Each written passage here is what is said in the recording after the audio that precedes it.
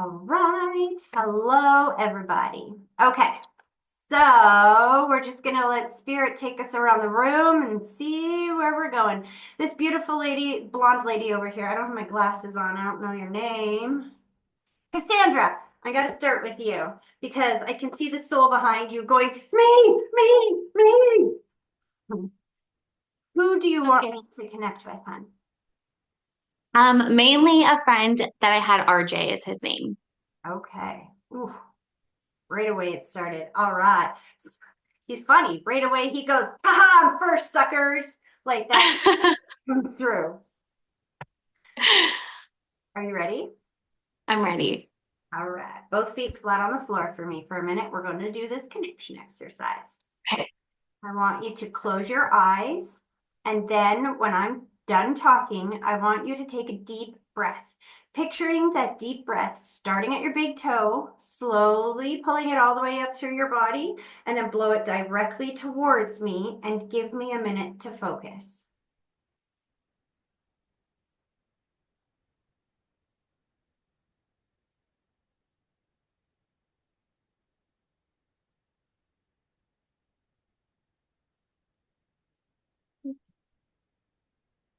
All right, so he definitely passed before we would think of as his time. Okay, one more thing. I'm just going to keep my eyes closed here for a minute because it's easier for me to see them this way. Right Okay. away, as he steps forward, my face gets very itchy, which is a sign of disfiguration or that I did not look at the end of my life the way that I did for most of my life. Um, there's distorted energy around his passing, which distorted energy comes from pain, grief, or trauma around somebody's passing. That kind of energy just distorts the energy, making it a little trickier for me to connect to. Kind of like water distorts sound. You can still hear underwater, but it won't sound like this. Um, Mhm. so I can definitely feel that around him. There's a father figure that comes through with him that I call the sweeper. It's because you don't have any grief or pain around that person's energy. So I can see them really easy and they kind of sweep that energy away to bring him forward. He's emphasizing the itchiness on my face, that he did not look the way he normally did before he passed or when he passed. And he's jumping up and down, going, see, I'm all in one piece. I'm good. I'm good. I'm good. I'm good. I'm good. He took Okay. a deep breath and said that it was a lot quicker for him than it was for you guys, and that he's okay. He's emphasizing, I'm okay, I'm okay, I'm okay. And I'm trying to slow him down because he's so excited that you got here today. Oh, Some of that? honestly, I have two friends that have passed, and what you're saying more sounds like my other friend Brandon. But which I wanted to, of course, hear from him too. So that is really nice. So, what was the first guy's name? RJ? RJ, I'm still with him. How did you're he? still with him? Of an overdose. Do you see what I'm saying? This is exactly what I mean. They will take me through their passing from their perspective, not from yours. So, let me Right. break this down for you. See, because have accidentally overdosed on opiates before, too many Tylenol threes, and you know what it does? It makes you itchy all over. So Okay. his last memories as he was passing was like, oh, it hurts. Not Mm. only that, he's jumping up and down, going, look, I'm all in one piece. I'm good. I'm good. I'm good. He said it was harder for you guys than it was for him. A death like Mm. that, an overdose death like that, would be filled with distorted energy. Do you see what I'm saying? And see the fact that you're getting emotional, that's what I mean. This is why they take me through their passing from their experience, not yours. You need to know Mhm. that he did not suffer. For him, it was a lot quicker than it was for you guys. He has a rose, which is my symbol for birthday, anniversary, or a date that happens once a year. And he goes, dun dun. So I don't know if he passed right before another birthday, anniversary, or important date, or if there's one coming up right around now, but he shows me the two dates close together. Well, his birthday's in May. He passed in August. They're more specific than that. Okay. Hold on a second. What else happened in May? When you said he passed in May, So he passed in August. His birthday's in May. My birthday's also in May. there you go. Boom, boom. Two dates close together. Yeah. The question I had was that I used to feel him around a lot. Like I knew that he was with me, and I don't feel him around anymore. Hmm. Do you have a partner with you now? You're in a relationship? Yeah. It's out of respect. Okay. So what you just described doesn't mean that he's not there. He's Mhm. loving you from a distance. He's very much still there. It's just that the signs and symbols they send you change as time goes on. So he took me back like 3, 4, 5 years. How long ago did he pass? Um, it would have been like 6 years ago. Got ya. So you were Years ago, going yeah. back a little ways. It's funny Yeah. the way he said that too. 3, 4, 5. It's like as the years go on, the signs get more subtle and Yeah. whatnot. This man is he keeps whistling at you and telling me how cute you are and how beautiful you are. And was there a bit of a romantic connection there? Yeah, there was for sure. This is why he's saying that now that you're in a relationship, he's kind of loving from a distance. He's still watching over you because if he was here in your present all the time, it's hard to reconnect with somebody else when you've got that person here in your life in the present. Do you know what I mean? Yeah, for sure. He's not gone. He said he sent you coins just the other day. I'm seeing dimes, nickels, quarters, things like that. Spirit uses change very often. Have you Okay. found the dimes, nickels, or quarters recently? No, no, I haven't. He said this is one of the reasons why you're not seeing his messages because you're not. Did you? Okay, let me say this better. Have you heard that saying, pennies from heaven, dimes from heaven, things like that? No, I haven't actually. I've never heard that. That's what, see, spirit, what they do is they don't have a physical meat suit to use speech to communicate with you. What they Right. do is they use their energy to line you up with a sign or a symbol that contains the message they want you to get. Now, I could show you a message in Chinese all day long, but if you don't Yeah. speak Chinese, then it's not going to do you any good. It doesn't do me any good to keep showing you that, right? Yeah. A lot of people are very well aware of the phrase pennies from heaven or dimes from heaven. Spirit will use change because it's readily available, it's all over the place. So when you find a dime, a nickel, a penny, that's their way of letting you know that they're with you right now. But if you don't understand that analogy, you're not even going to notice them. They're just Luke Rendam or Chance in the background. You know what I Yeah, mean? for So sure. watch for those because he's absolutely been sending you signs. Okay. Um, I'm hearing wedding bells. Now, when I say that there's somebody in your life, are you getting married or did you get married after he passed? I'm engaged. I'm telling you, I can't know that. He knows that. He's going to be at Yeah. your wedding. Is that coming up this summer? No, I am in a little bit of confusion with that, to be honest, if I want to follow through. Oh, with that relationship. Yeah.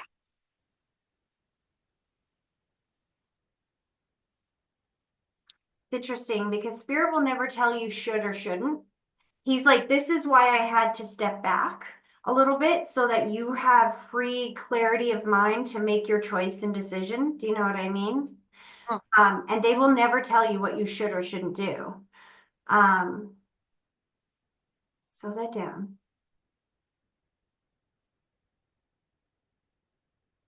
It's interesting because he shows me this, the whole relationship. It feels like up and down, up and down, up and down. Mhm. They're changing the subject now. See, they won't tell you what to do, just that they're with you, helping you through it no matter what you choose. And as soon as I said that, the other gentleman stepped forward that also has a similar kind of, he feels more like he got in an accident or something, though. Do you know what I mean? Yeah. The gentleman that's stepping forward? Because I had Yeah. spinning thoughts and I can feel disfiguration again all over my body. And are one of them friends with your fiance? No, Do they're they know friends. him? They They're know each other friends. though. Gotcha. because I could feel the connection between the two gentlemen, the Yeah. two guys on the other side. Yeah.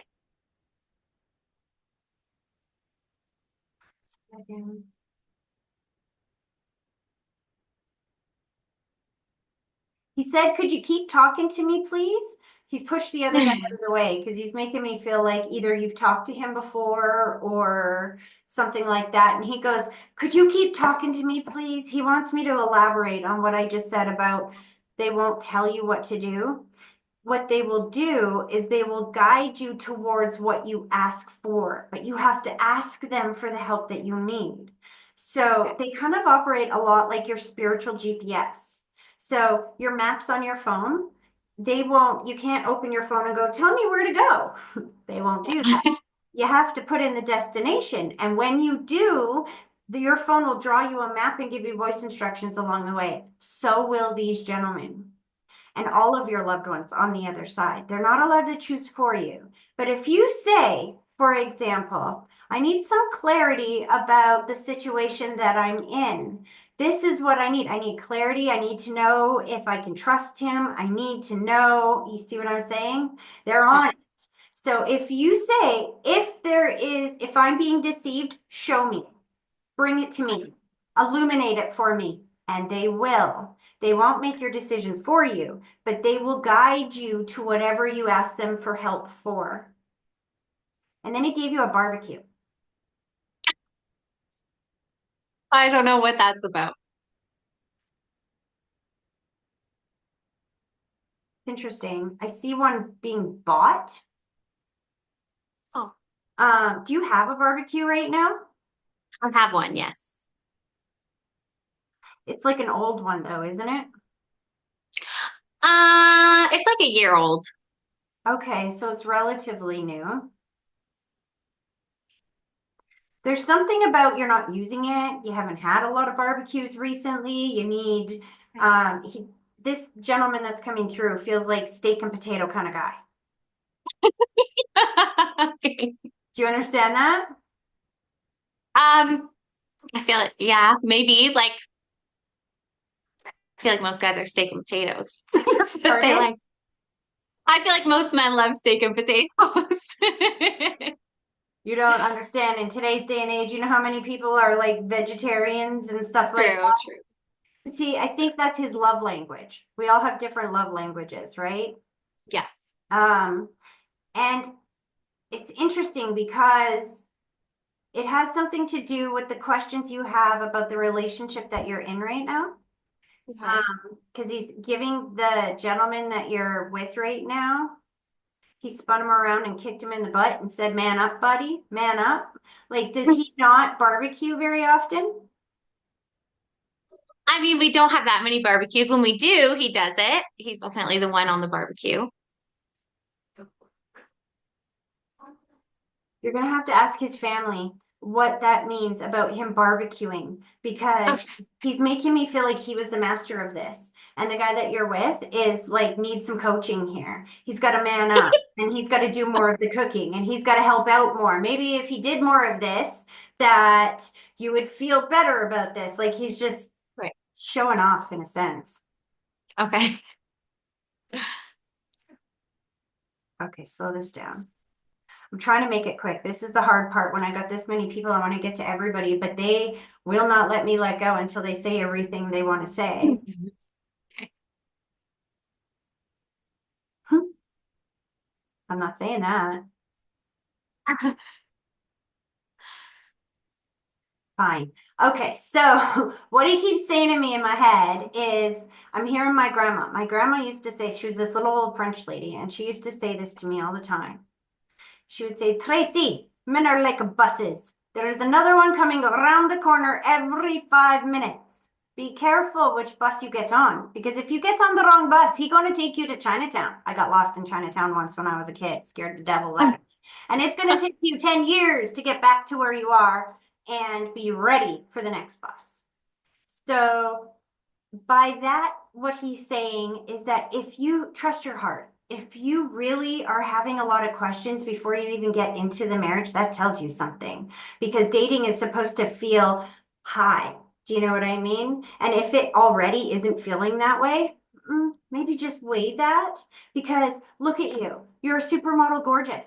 It's not going to take you any time to line up with somebody who's going to make you feel amazing. Just trust that feeling. You. And he's going on the trip with you. There's a trip coming up. It feels like in the summer, July, June, July, something like that, because I saw JU. Oh, And I feel like it's in another are you in Canada? yeah, I It's am. in Yeah. another city, another province, something like that, making plans to go see people. Do you understand what he's talking Okay. about? Um, I mean, I don't have an official plan yet. I just moved to Alberta, so I plan to visit home, like in Toronto, Oh, sooner wow. than later. He's going with you. So here's how you, okay, I love how he's ending this because when we're missing somebody, and that was your question, why don't I feel them around so much anymore? You Mhm. gotta give them ways to show up in your life so you will recognize their presence. They are not dead and gone. So what was his name again? RJ, So if you Robin. say, all right, RJ, I'm gonna plan this flight back home to see my family come the summertime.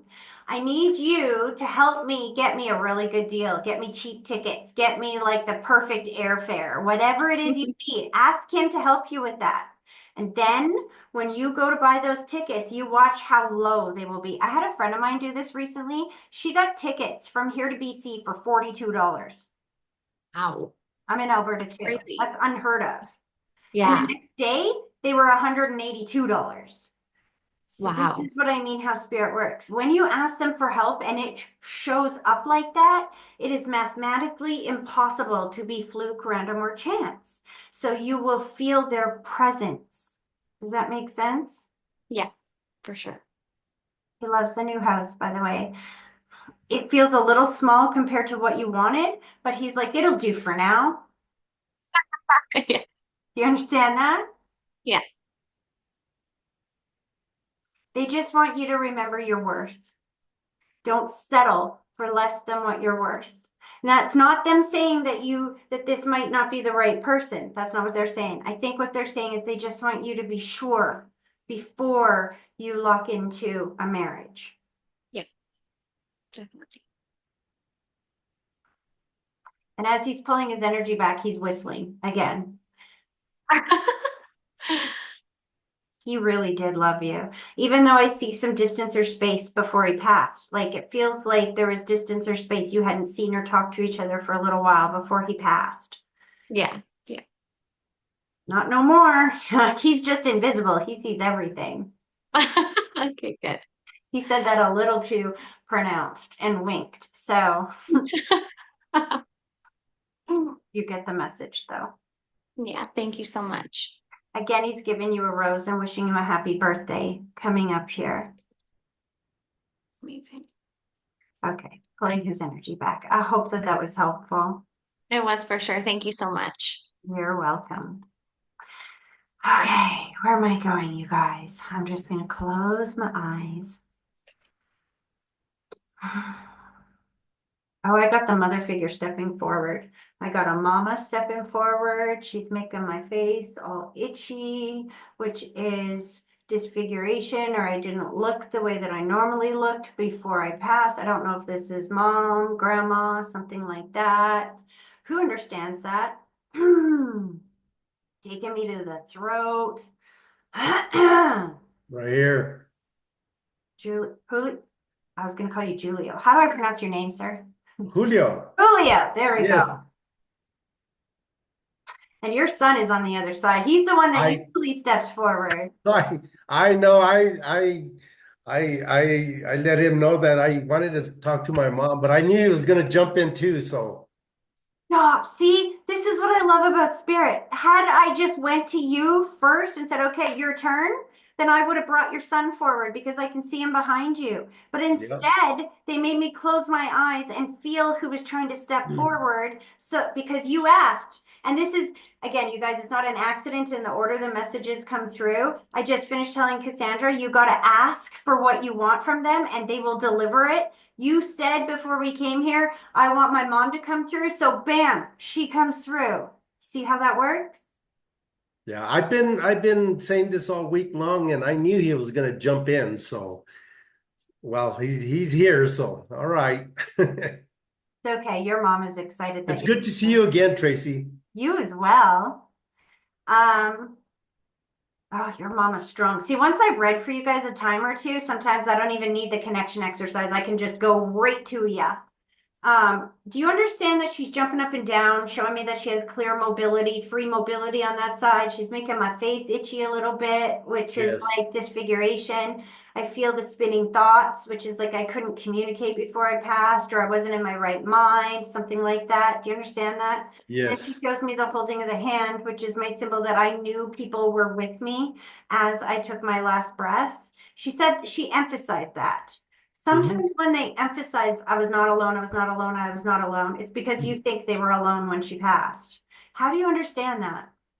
Well, we were actually when she passed, we were all there.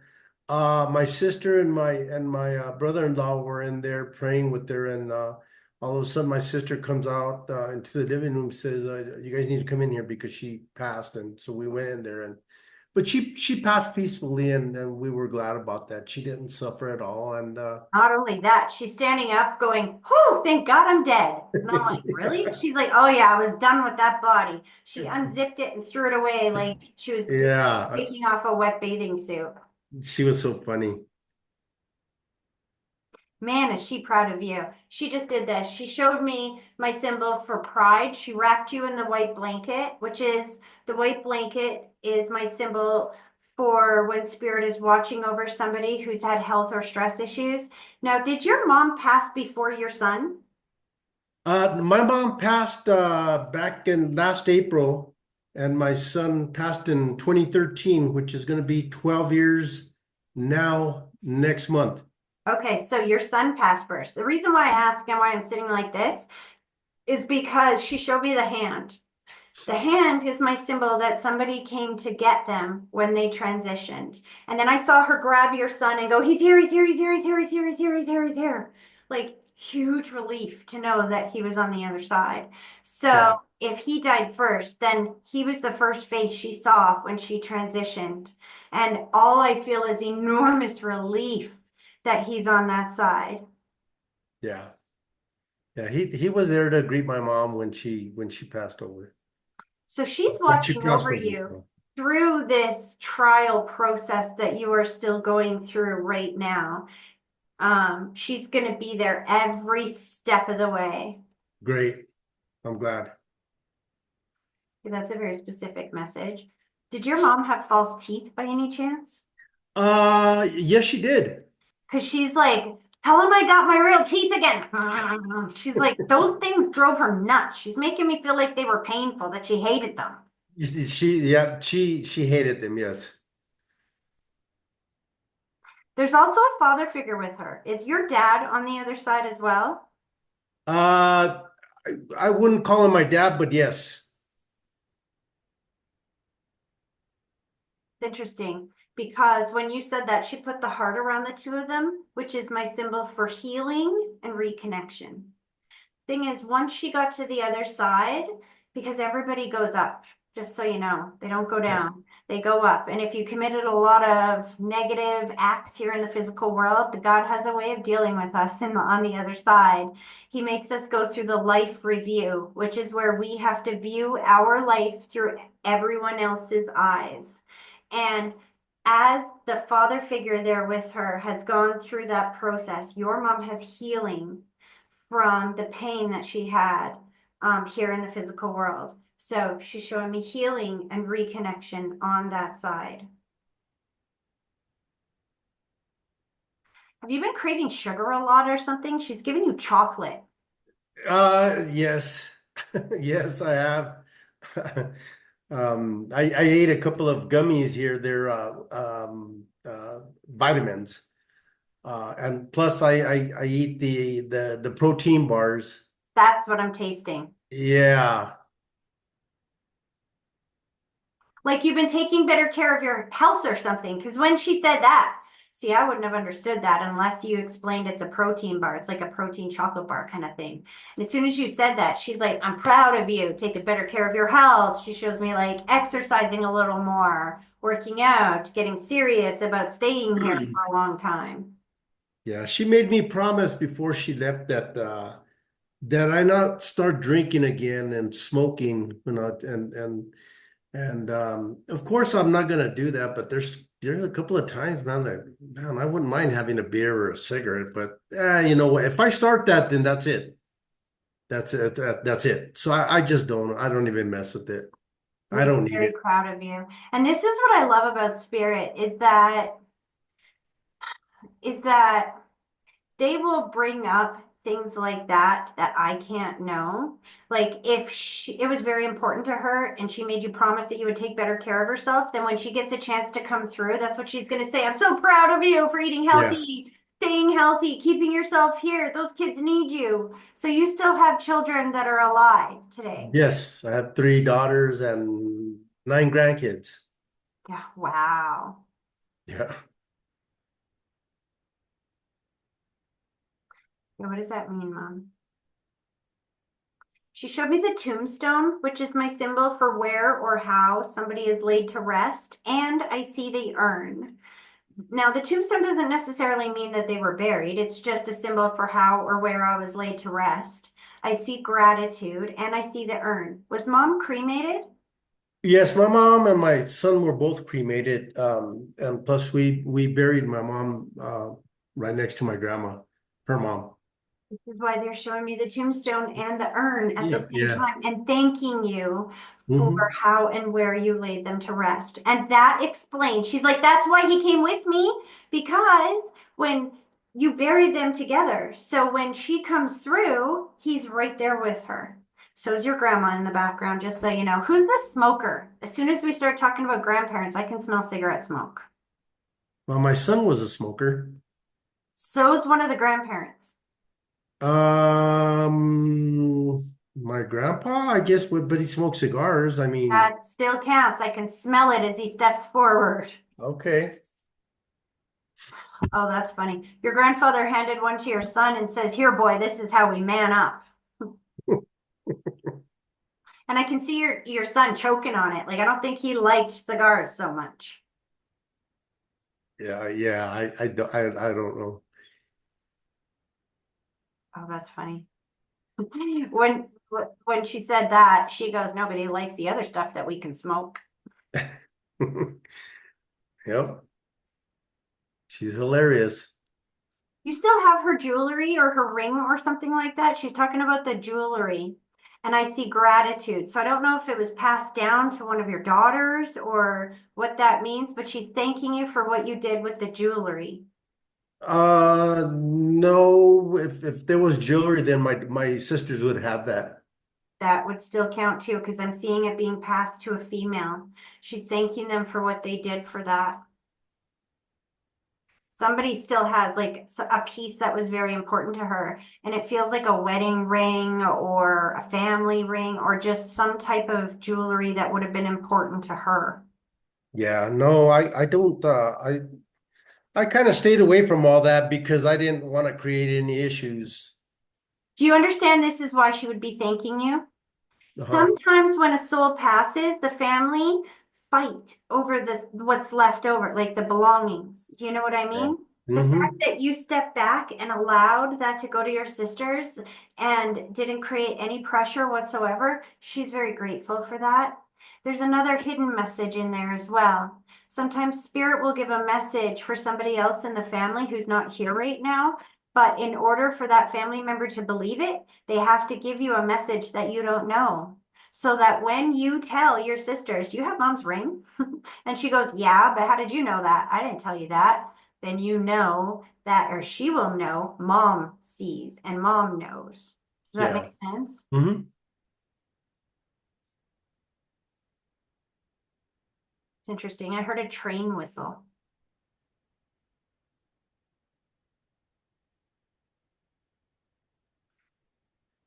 Seeing train tracks. I hear a train whistle. feel like you're going somewhere. Are you anywhere near mountains? Where do you live? I live in the US. I live in Albuquerque, New Mexico. That's definitely not mountains, I'm pretty sure. Well, we're surrounded by mountains, but not Oh. like a lot of mountains.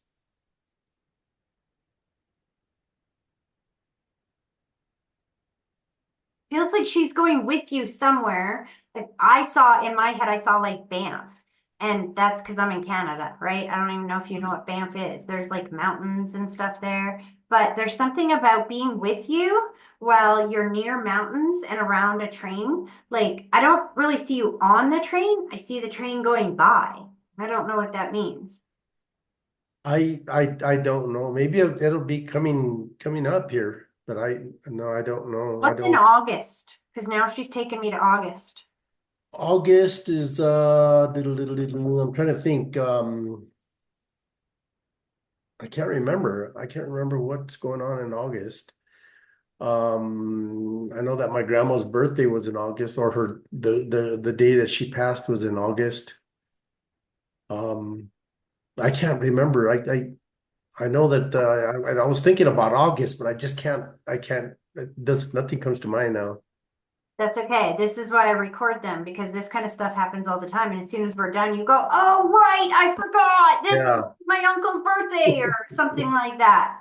yeah. There is a trip coming up or some kind of venture that you're going to be taking. It feels like around the end of the summer. And she's showing me like butterflies and stuff like that. Oh, your mom's been bugging you. Mm. Bugging you. So spirit will line you up with bugs when they're trying to send you the message that they are bugging you. She's choosing to use butterflies because butterflies represent transformation from being here on the ground to up above. So she's Hmm. telling you to watch for those butterflies. And it feels very important on this trip. It feels like you won't be alone. There's some kind of trip coming up around that time. And she's telling you to watch for the butterflies. Yeah, I've known about the butterflies for a long time, but yeah, I'll remember that. He's thanking you for bringing her forward. Um, Kind of teasing your son that he gets all the attention. And she's like, that's okay. Um, Last thing she said, I think she's talking about you. She could be talking about her, but she's taking me to the gut and she's making me feel like it's going to feel so much better. It feels so much better. Have you had some gut issues recently? I think we all have gut issues. I mean, if we don't eat correctly in life, then we all have issues. I haven't had any recently. The spirit is very specific. So I'm seeing like heartburn or indigestion or like a lot of nausea, something like that going on in the stomach. And they're very specific. Well, I there for a while I was nauseated and I just couldn't understand why. And I thought maybe I was just drinking too much coffee. But other than that, I make my own kefir. I drink a lot of kefir, if you know what that is. It's probiotics. And Okay. yeah, and so I make a lot of that and I drink it. So interesting. Did you start doing that after mom passed? No, I did it about I want to say about I don't know 6 months to a year before she passed. Because I gave her some of that and she was just not into that. But Thank you. I kind of Oh, sat there and I said, it's good for you. And she kind of just stomached it and she ate, she drank it and she wasn't too happy about it. Then I offered her some more a couple of days later. She goes, I don't want to eat that. I don't want to drink that stuff. now I know why she's saying this. And this is why Yeah. I couldn't figure out if it was coming from you or from her, because you both had those gut issues. So what Yes. she's saying is you were right, that she's taken me, like I can feel that whatever you call it, indigestion or whatever. And as soon as you said that you've been drinking that stuff, she's like, I know, you were right, you were right, you were right. She can see things on the other side Yeah. that she couldn't see here in the physical world. And she's like Exactly. thanking you for trying. I know me and my mom thought alike. I mean, we if she felt something, pain or something, we would both feel it. Yeah. She said that hasn't changed, that she's watching and loving you. I want to say from a distance, but not a very far distance. She's like right here. And she's reminding you that when your heart hurts, hers hurts. And your heart has been broken over the last little while. I know there's a trial going on that's really painful and hard to go Yeah. through. So she's reminding you that you are not alone right now, that you are surrounded with all of these loved ones on the other side. And they're still showing me the chariot, which is victory. There is victory coming up in this. I'm aware. She said, thank you for talking to her. You've talked to her more in the last month or so than you've talked to her in a while. She's like, I hear him every day. I'm loving this. And she put the heart around the two of you, which is healing and reconnection.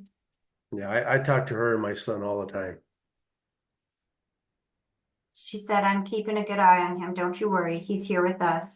And when you get that woof of smoke, whether it be smoke or smoke, that's him letting you know that he's there with you at that moment. Oh, okay. Yeah. All right. You've gotten that whiff of smoke some from time to time, and you're like, who's smoking in my house? It's your son. Oh, I know. They're pulling their energy back. And I literally just heard loud as could be, I love you, Dad. Mm. And I love you too, my son. And then I see them come together, and it's like, don't you worry about us. We are totally together here in the physical world and with you in, let me say that better. We are totally together in the non-physical world and with you in the physical world, just in a different way.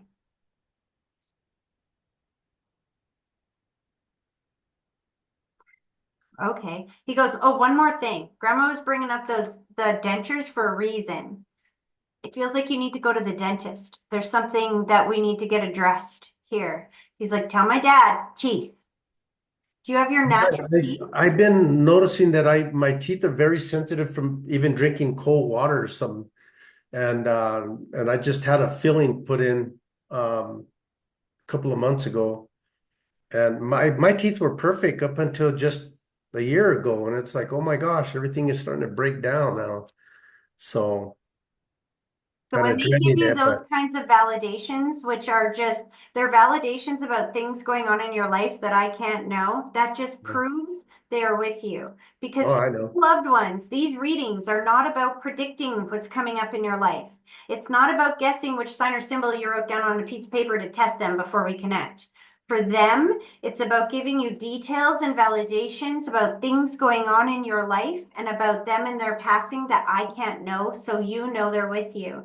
It's about teaching you their new language, if you will, so that you will be able to remain in communication with them every day.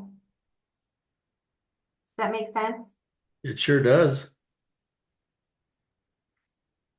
They're pulling their energy back. I hope that that was helpful. Thank you so much, Tracy. It was good seeing you. We'll see you next time. Definitely. You have a great evening. You too.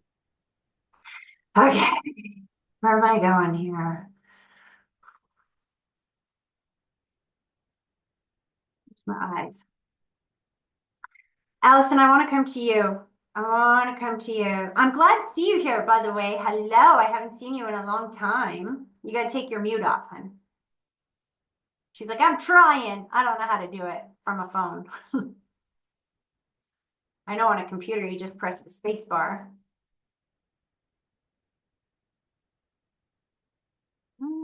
Give you a second.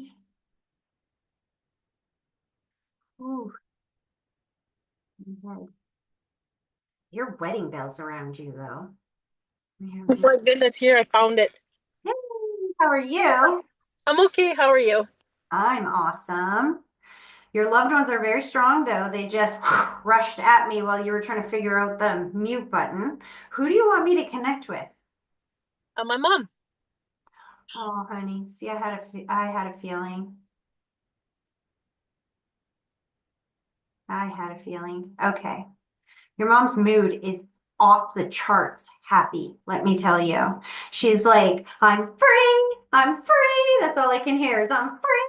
She's Yeah. taking, okay, slow down, mom, slow down. She's taken me to the mind, which is dementia, Alzheimer's. I'm pretty sure that she had that for some time. She's jumping up and down, talking about how good it feels to walk and run again. Not just walk, she can run again. And did she have a walker or a cane or something like that before she passed? Towards the end, yeah, she lost her mobility a bit. Because she threw it in the fire. Yeah. Sorry, somebody else is trying to come in here. I'm not sure. Okay. Not sure who this person is, but all right. Okay, slow this down, mom.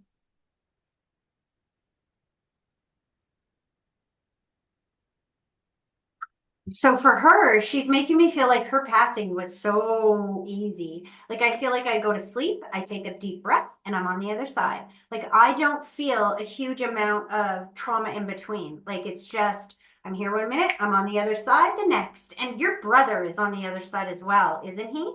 Because she's Yeah. bringing forward the young soul, going, he's here, he's here, he's here, he's here, he's here. She has so much relief to know that he's on that side and that they're back together again. Not just them, your dad's there as well. I got the three of them coming through. Yeah, absolutely. Sometimes I forget. It's all coming back to me now that they just saluted you, which is Yeah. you understand that sign. Yeah. Connection to the uniform. Why do I hear wedding bells around you, hun? I Oh, mean, I'm in a relationship. have you been proposed to yet? Well, not really a promise ring, but I'm living with him and that's the goal.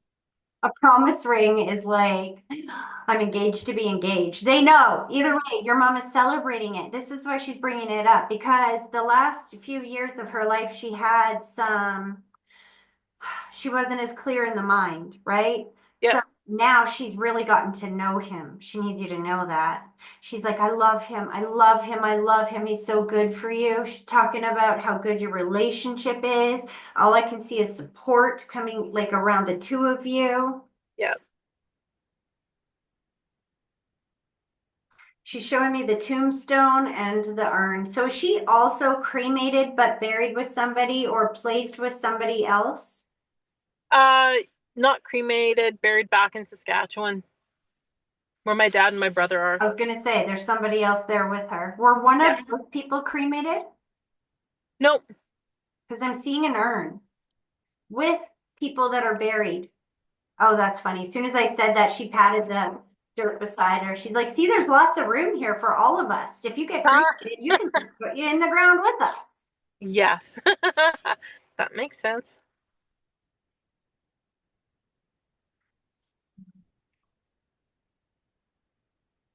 She's thanking everybody for everything they did around her passing. And she's putting the heart around you and your brother. And I see a handshake. The heart going around two people is my symbol for healing and reconnection. The handshake is like making peace. And it feels like around her passing, there was some peace made. Do you understand that? Yeah, we as kids, we fought a lot as adults, and then we kind of all came together when mom passed, and we got along, and we made peace as good as best we could. The sister-in-law was difficult to deal with, but I behaved, and we all did our best to just get along. I'm so proud of you. And she's so relieved. It's interesting what, even though she didn't always have clarity of thought, she could feel the tension from everybody around her. So Hmm. all I can feel is that she's so grateful that you guys have peace again.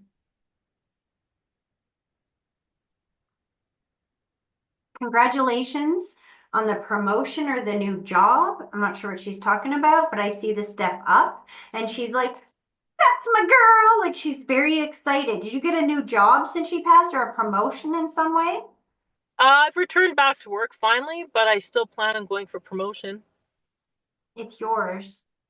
It's weird. When you say I plan on going for promotion, I saw promotion and then another one very close together.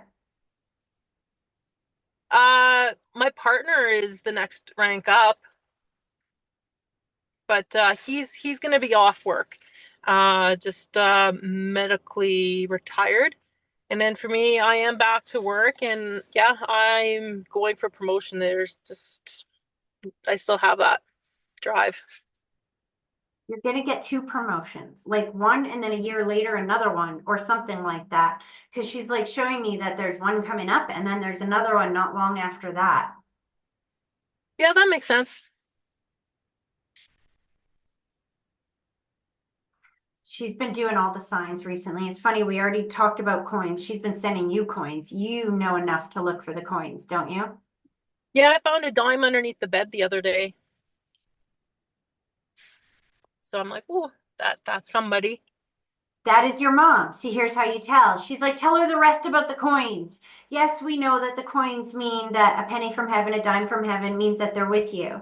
But when you find those coins, what you need to do, first of all, when you find that coin, I want you to hear a knock because it's spirit's way of knocking at your door and letting you know that they're with you at that moment. Now, if somebody showed up at your door, knocked at your door, what would you say?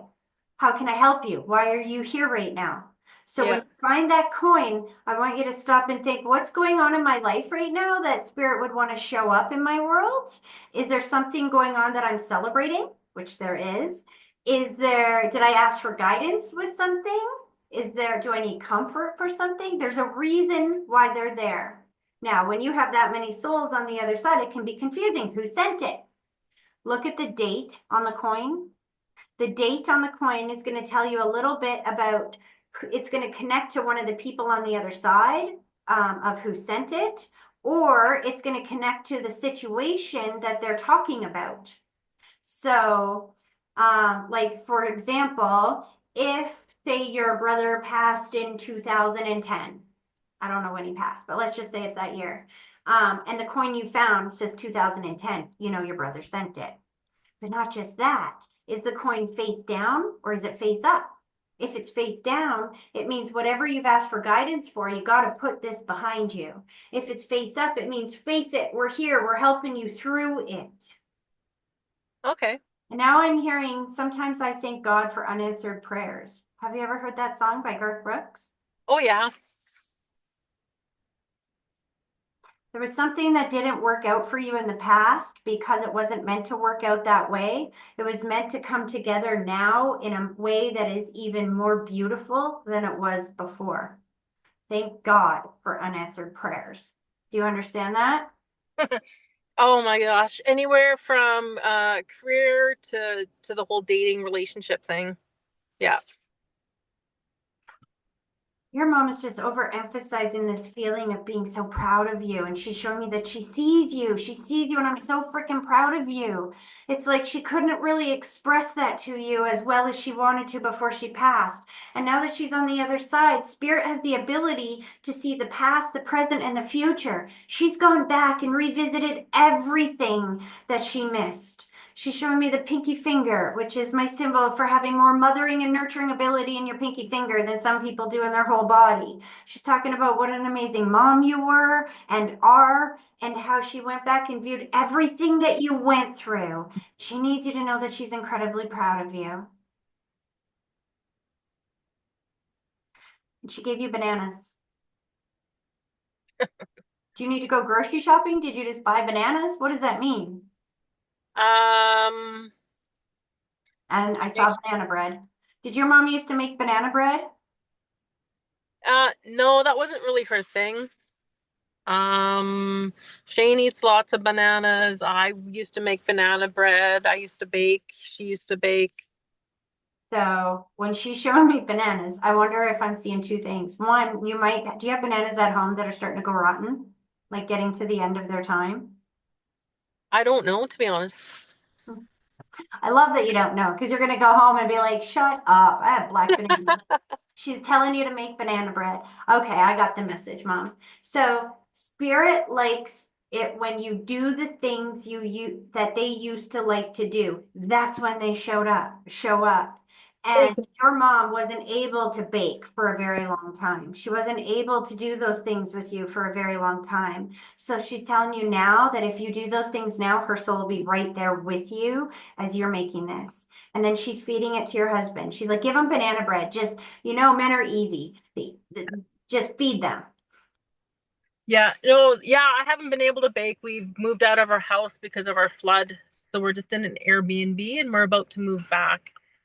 So I'm looking forward to being able to bake. So she would know that. That's why she's giving you bananas and telling you that we're making banana bread because she knows that you're about to move. And it's interesting because she's like, I helped with that. I helped with that. Synchronicity and alignment, being in the right place at the right moment at the right time to line up with what you've asked for. And again, prayers. I'm seeing prayers. You were praying and asking for help with that. It came in very synchronistically or something. Do you understand that? She died a week after the flood. That's as synchronicity as I can find in it. No. Okay. So close. She passed after you had the flood, but then you're living in a Airbnb, right? And Yeah. you've been trying to find another place. Yes? Uh, yeah, we lived in the Airbnb. Yeah, we had to argue to find this place. It's not the greatest, but we have the place. Yeah. And then it's yeah, while the restoration is being done, and then we just moved back within the next week here. Okay, I see. You're going back to the place that you were in before the flood. Well, we're going back to our house. It's going to be done. The restorations are going to be done. That's what she helped with. Because she's showing me synchronicity and alignment that she's helped you with something. Like I hear the prayers going on that you're saying, okay, I want this and I want that. I just thought it was like looking for a house, but it could be for the renovations. And I saw some money coming in. Oh, So yeah. Yeah, that makes sense. We had to fight a lot for our furnace to get replaced and from the flood and some other stuff. So, yeah. not an accident in the order the messages come through in. So again, she's telling you to tell her what you need so that she can help you through it. You shouldn't have to fight for anything. You should just say, thanks, Mom, for lining it up at the right moment at the right time. I'm going to trust you. If I don't have it yet, it's not ready to be here yet. It's going to come in at the exact right moment at the exact right time. And that will make it easier to happen faster. But when you're saying we're fighting for something, the universe goes, she wants to fight. Give her a fight. And then you line up with a fight. Do you see what I mean? Oh, yeah. Yeah, I do. But it's almost over. She's very excited about you having this kitchen again. Slow that down. One last thing is she's kind of pulling her energy back. Um, I'm seeing a gratitude for the picture that was used for her memorial. She liked that picture. I feel like you used a little bit of a younger picture for her, not maybe her at the age she was. Like she's taken me back a few years, and she's like, I love that picture. Yeah, it was a few years ago. I think 2021.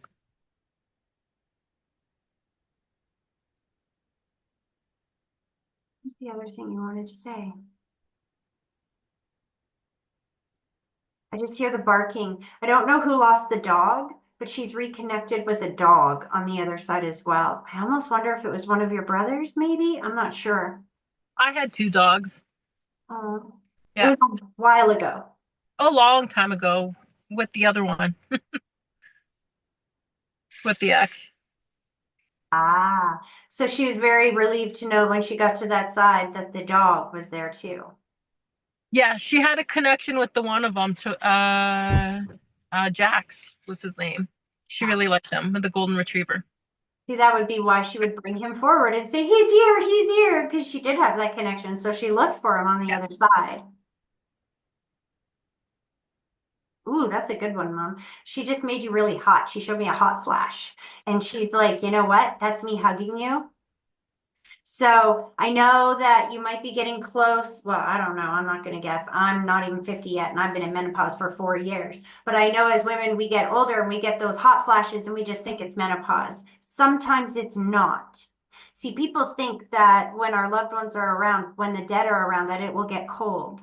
But love is warm, evil is cold. So when they hug you, you get a hot flash. Okay. Your mom has been hugging you a lot lately, especially after she passed. So she wants you to pay attention to when that happens. You're not just going through menopause. And then she said, "Thank you. I will come in the dream." She's been trying to come in your dream, but it's been a little bit distorted. So she's Yeah. been waking you up. Yeah, I've just been having crazy dreams a lot lately. Has she been in them? Some of them, not recently though. They've just processing crap, I guess. I don't know. That's But what I mean. lots of weird Distorted. dreams. Because our dreams are literal interpretations of how we feel about our physical reality. So if they try to come to you in a dream and we distort it through our own pain, what they will do is they will wait until you're out of that dream cycle and then they will wake you up. Because we only remember the dreams that we wake up during. You don't wake up during a dream and go, "Oh, that's so boring. I want to go back to the one I dreamed three before that one." So if they want you to remember a dream, they will wake you up during it. And if it was distorted, they will wake you up as soon as you're out of the dream cycle. And you'll wake up at like 4 in the morning every day going, "Why do I keep waking up?" Because your mom wants you to know that she was there, but she doesn't want you to remember the details of the dream because they were distorted. Does Okay. that make sense? Yeah, Once absolutely. once you have a lot of healing around their passing, then they will be able to come through and give you a dream that you will wake up going, "Wow, that was amazing. I just had a visit with my mom." And she's going to wait until you're healed enough to have that. The last thing they want is for you to have a dream and wake up feeling like you lost them all over again. So they Yeah. have to wait until you've healed enough. Yeah, I have a lot of anger around her passing just because it was so quick and just because of the negligence at the care facility. So I have some feelings to work on. Yeah. When you said that though, she started playing Frozen in my head. Let it go, let it go. Because see, she's grateful. Not that there was negligence involved, but she's grateful to finally transition to the other side. Because Oh she's yeah. kind of lingering in between for a while and it was tearing the entire family apart. So it's a blessing in disguise. Oh yeah, I definitely see it that way. She always said she didn't want to end up like my grandma, and my grandma had Alzheimer's very, very bad. And I know when mom was diagnosed, she was scared.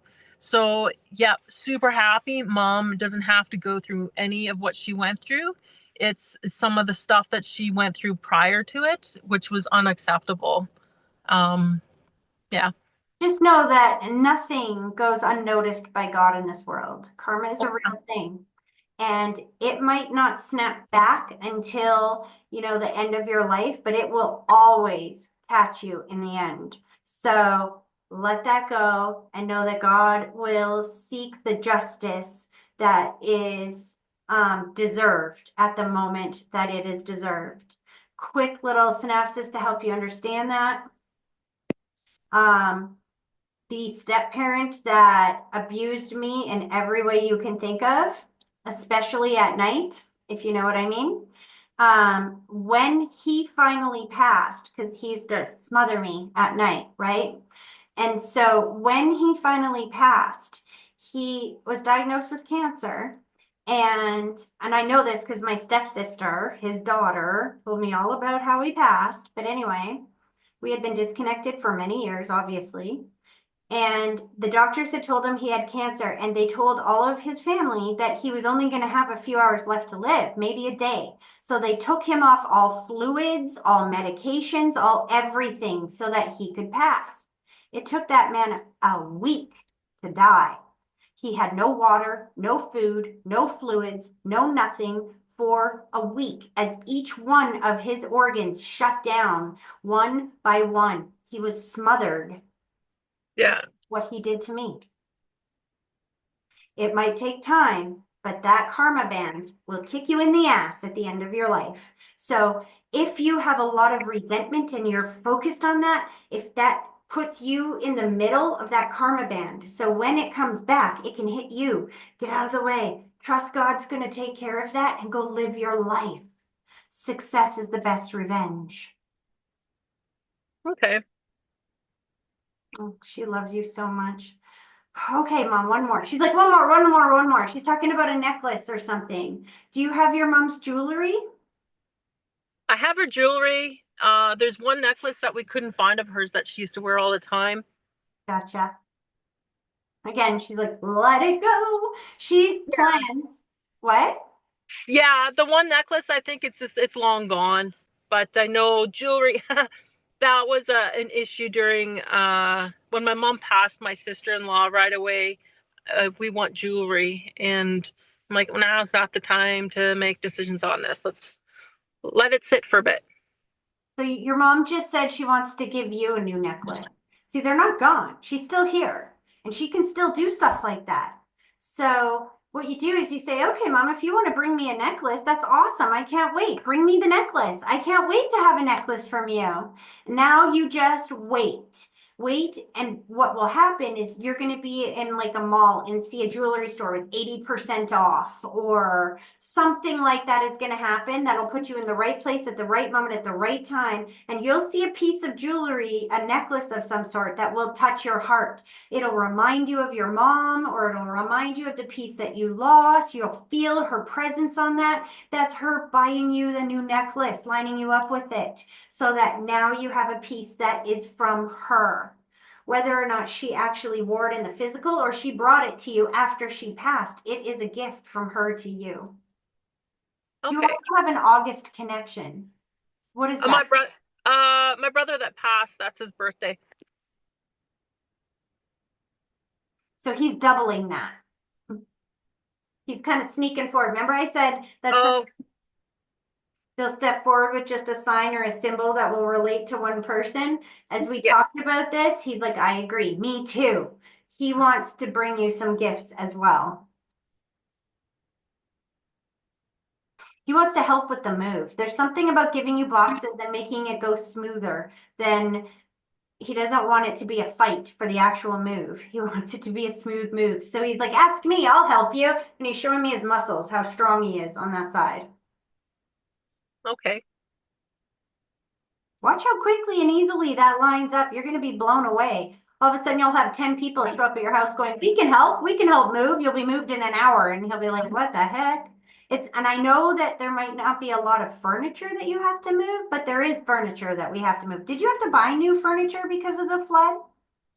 Uh, so there's a lot of moving going on. I'm moving my storage units from Calgary to Airdrie. I got 3 of them on the go because I just ran out of time. And then my daughter's moving to Calgary in May. So there's moving with her. Lots of moving. So they want to help you with that, hon. I need it. That's good. I'll accept it. Please know mom is okay. She's safe and at peace with your loved ones on the other side and still here with you in the physical reality.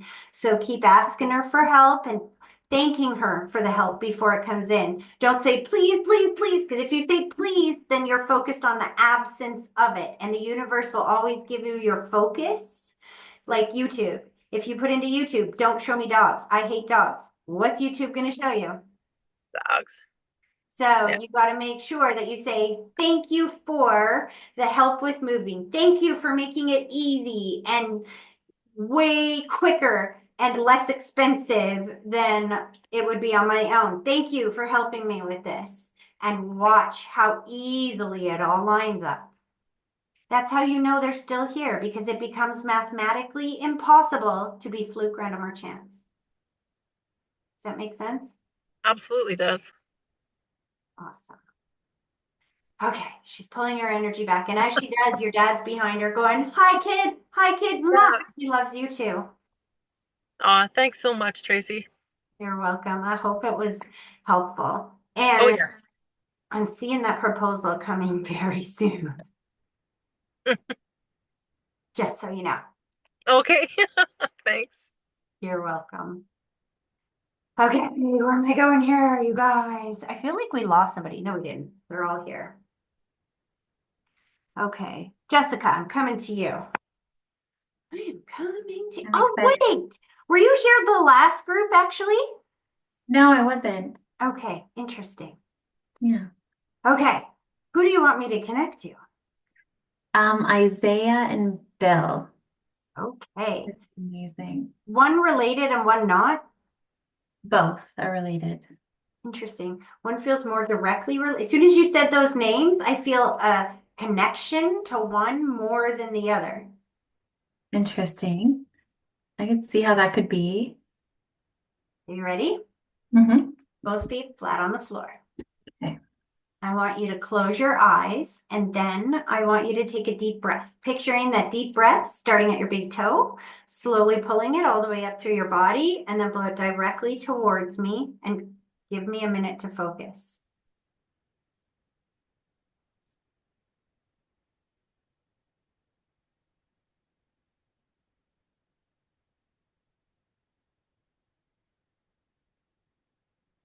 Okay, so one of these gentlemen definitely passed before we would think of as their time.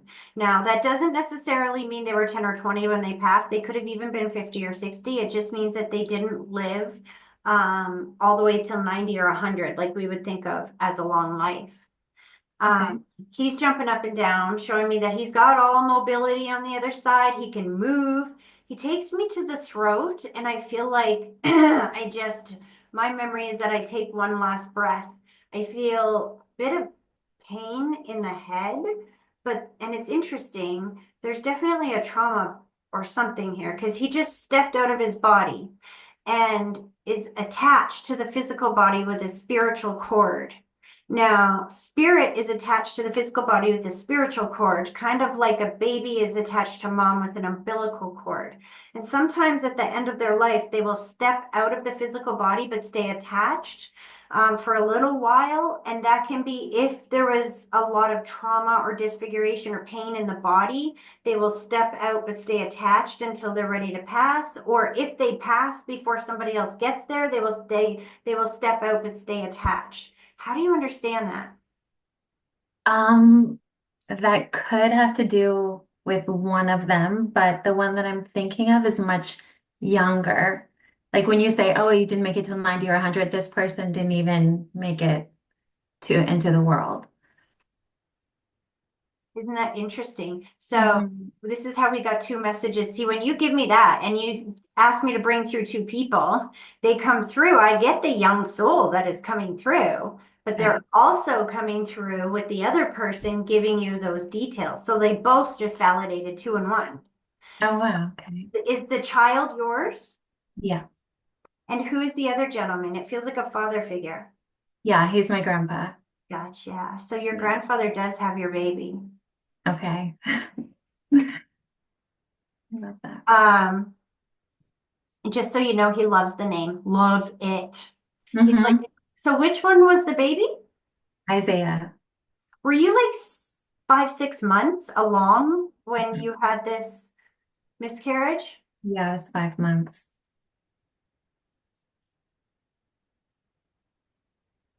Hmm, interesting. Um, it's making me smell a baby blanket or something like that. My God. That How do makes you, sense. how do you understand that? Before this, my sister is also in here, Cassandra. She was telling me to do anything that I can to connect to the spirits that I'd want to hear from and have a blanket because we got to meet him in the hospital afterwards. And I was taking his blanket. Love that. So Mhm. know that when you're thinking about him and when you were doing that, his soul was absolutely right there with you. Oh my goodness. Thank you. Your grandfather's showing me this, named after or just like, named after or just like. Did Oh, well, actually, no. somebody's named after him or just like him? My grandfather. Yes. I wanted to incorporate his name. Um, Even in the future, I've always said, like, if I were to have a child, I'd want to incorporate my grandfather's name somehow. So, see, this is why he's bringing it up because he knows that that's what you want. But the child that you lost didn't have his name. No. That's okay because you want to know why? Because there's a Mhm. living child that's going to come and bear that name because your grandfather knows and he's showing me, just like me, named after me. I love that. In fact, I see two souls on the other side. Do you have any children now? No. Hmm. Mm-mm. So they don't want you to give up trying. Sometimes when people go through a traumatic experience like that, they're like, heck no, I'm never even trying again. I don't ever want to risk going through that again. The fact that your grandfather is showing me that there is a child coming that will bear his name, he's like reminding you to focus. And it's, again, it's not an accident in the order the messages come through. What did we just say before? Is to ask for what you need. So the next Mhm. time you get pregnant, you're going to say, thank you, God, for this healthy baby. Thank you for me being able to deliver this child. Thank you for him being born in this world. Thank Mhm. you for, and they will do the rest. Okay. It could be actually, it was so short-lived that I didn't come to mind right away, but I have actually had two miscarriages, and the second one was at 9 weeks. So maybe, That I don't know if that's that could another be. reason why they are saying don't give up, don't give up, Mhm. don't give up. But I'm telling you right now that if you change the way that you are thinking about this, that you will deliver a healthy child. You will deliver two healthy children. Now, whether that is like at the same time or one after the other, I'm not sure, but you've got to drill it into your head that you are healthy and that the child is healthy and everything is going to be okay. Sometimes people will have trouble conceiving because they are trying to have a baby. Okay. There's a That difference wasn't the case between, actually. but I said that wasn't the case actually. no, I know this is Okay. different. Like when you have a miscarriage, you're already pregnant, right? But Mhm. the first miscarriage that you had can influence this, not that this was your fault in any way, shape, or form, and that's not what I'm saying, but they're trying to help you make sure that you're on the right path the next time you get pregnant. Because when you lose a child, it's now a fear that we carry with us. So when we get pregnant again, we're like, don't let me lose this child. Don't let me lose this child. And what do? The universe doesn't care if you say, I do want or I don't want. It gives you what you're focused on, which is losing the child. So this Right. time you're going to say, thank you for the beautiful, healthy babies. And I'm getting again and again and again that they are coming. Okay. Thank you. Okay, slow this down. Your grandfather's saluting me, which is my symbol for a connection to the uniform, fire, police, military, ambulance, something like that. Do you understand that? For my grandfather? Hmm. Yeah. Somewhat. I know he was actually, does that make sense? He was in the war. He was, right? Yeah. Yeah. What I love Okay. about having families here. And this Yeah. is what I mean. When I try to give you guys a message, if you don't understand right away, trust me, hmm your family will. That's why hmm they will tell you a message that you don't understand. So when you tell your family, they'll be like, yeah, that's right. Yeah. Yeah. Okay. Because Thanks, he's Nick. got that shotgun and he's like, yeah, and I'm protecting you every step of the way. The shotgun is my symbol for protection. I love that.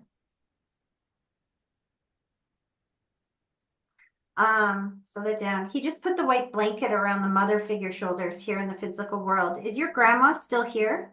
Mhm. Because he's also watching over her as well. She feels like she's a bit of a distance or a space away. Do you understand that? Yeah. She's in a different province than I am. Is it near water? Pardon? Is it near water? Where does she She live? she's in Ontario. I'm in Quebec. Interesting. hmm Something about a family reunion or something. Remember I said I was seeing beach balls? hmm They're for you. They're for me? Wow. Well, I am planning to move back, so maybe, It feels yeah. like a family reunion. Like I'm Yeah. feeling everybody coming back together. I'm seeing Yeah. like we're gonna go camping or we're gonna do something around the water. And I'm seeing something about beach balls. It might be because I'm really excited. I've been telling my mom 'cause she has like a backyard. She's always having backyard barbecues. And I'm excited for us all to be together in the summer and be enjoying that. And she always has blow up everything. So That's exactly, see yeah. what I mean? They hmm know what's going on in your life. I can't know that. So if they know that you're going to be around like the beach balls and the water and the family coming back together, then they also know that you are going to be a mama in this world. So Okay. don't you doubt it. Okay. Thank you. Thank you for taking such good care of Grandma. She feels very sharp though. He said she's gonna outlive all of y'all. Yeah, we hope so. Hmm. He's pulling his energy back. I hope that that was helpful. That was great. Thank you so much. You are so welcome. Yeah. Okay, guys, where am I going here? Janelle, I think I'm coming to you. Oh, yeah, you got a lot of souls on the other side. Let you figure out how to take your mute off. I wish I could help you with that. I don't know. Just be patient for a minute. While you're figuring that out, I just realized I left my water out there. So you get your mute off. I'm just going to grab my water and be right back because I've done a lot of talking. I'll be right back. 1 second. You take your mute off though.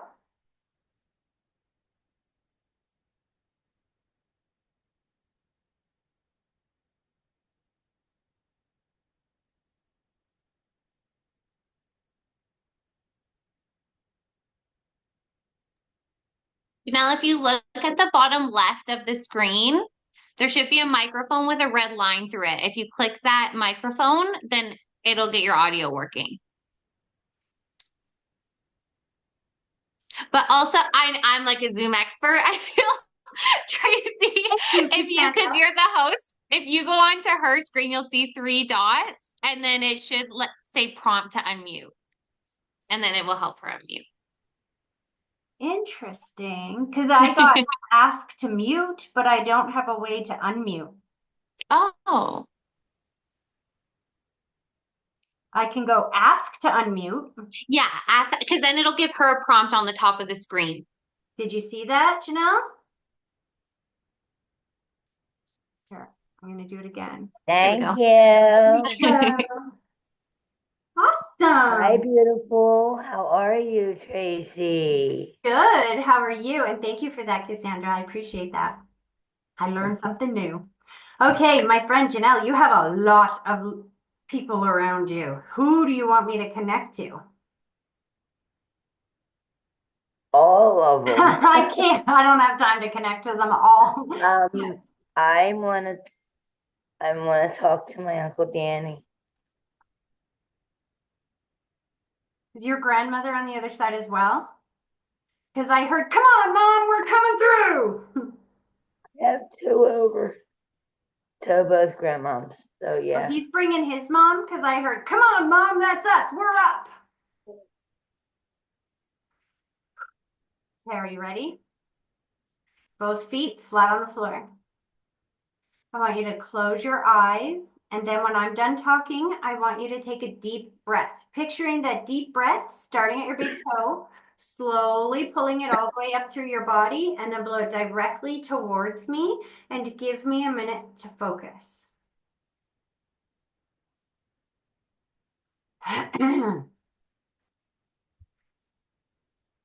Oh my goodness. Okay, he's definitely making it tough for me to breathe, and I can smell smoke all around him. Was he a smoker, hun? Yes. Oh, Yes, he I was. can feel it. Like, and he's coughing. He's like, so he's like a chain smoker, hey? I can tell you, I can feel it. And it feels like grandma's smoking as well.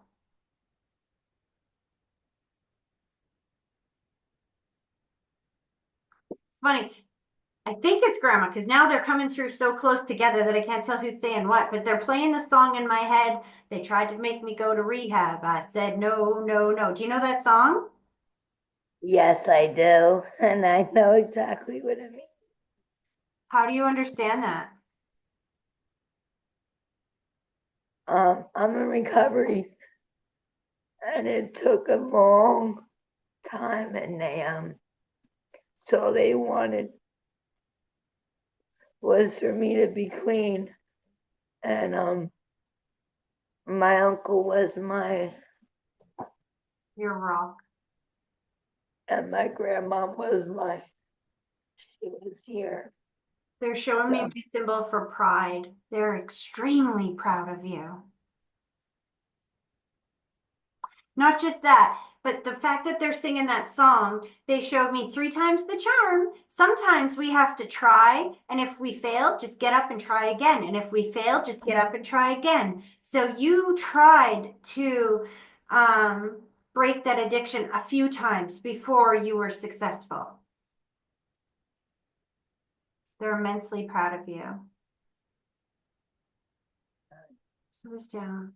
3 times was the charm. That's what I said. Now your uncle's taken me to the head, hun. I feel pressure in my head. I'm coughing and coughing and coughing. I got spinning thoughts, which is my sign for either I couldn't communicate before I passed, I wasn't in my right mind, or I was actually spinning as I took my last breaths.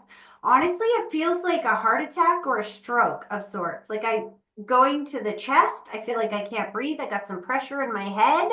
I got spinning thoughts. I'm on the other side. How did he pass?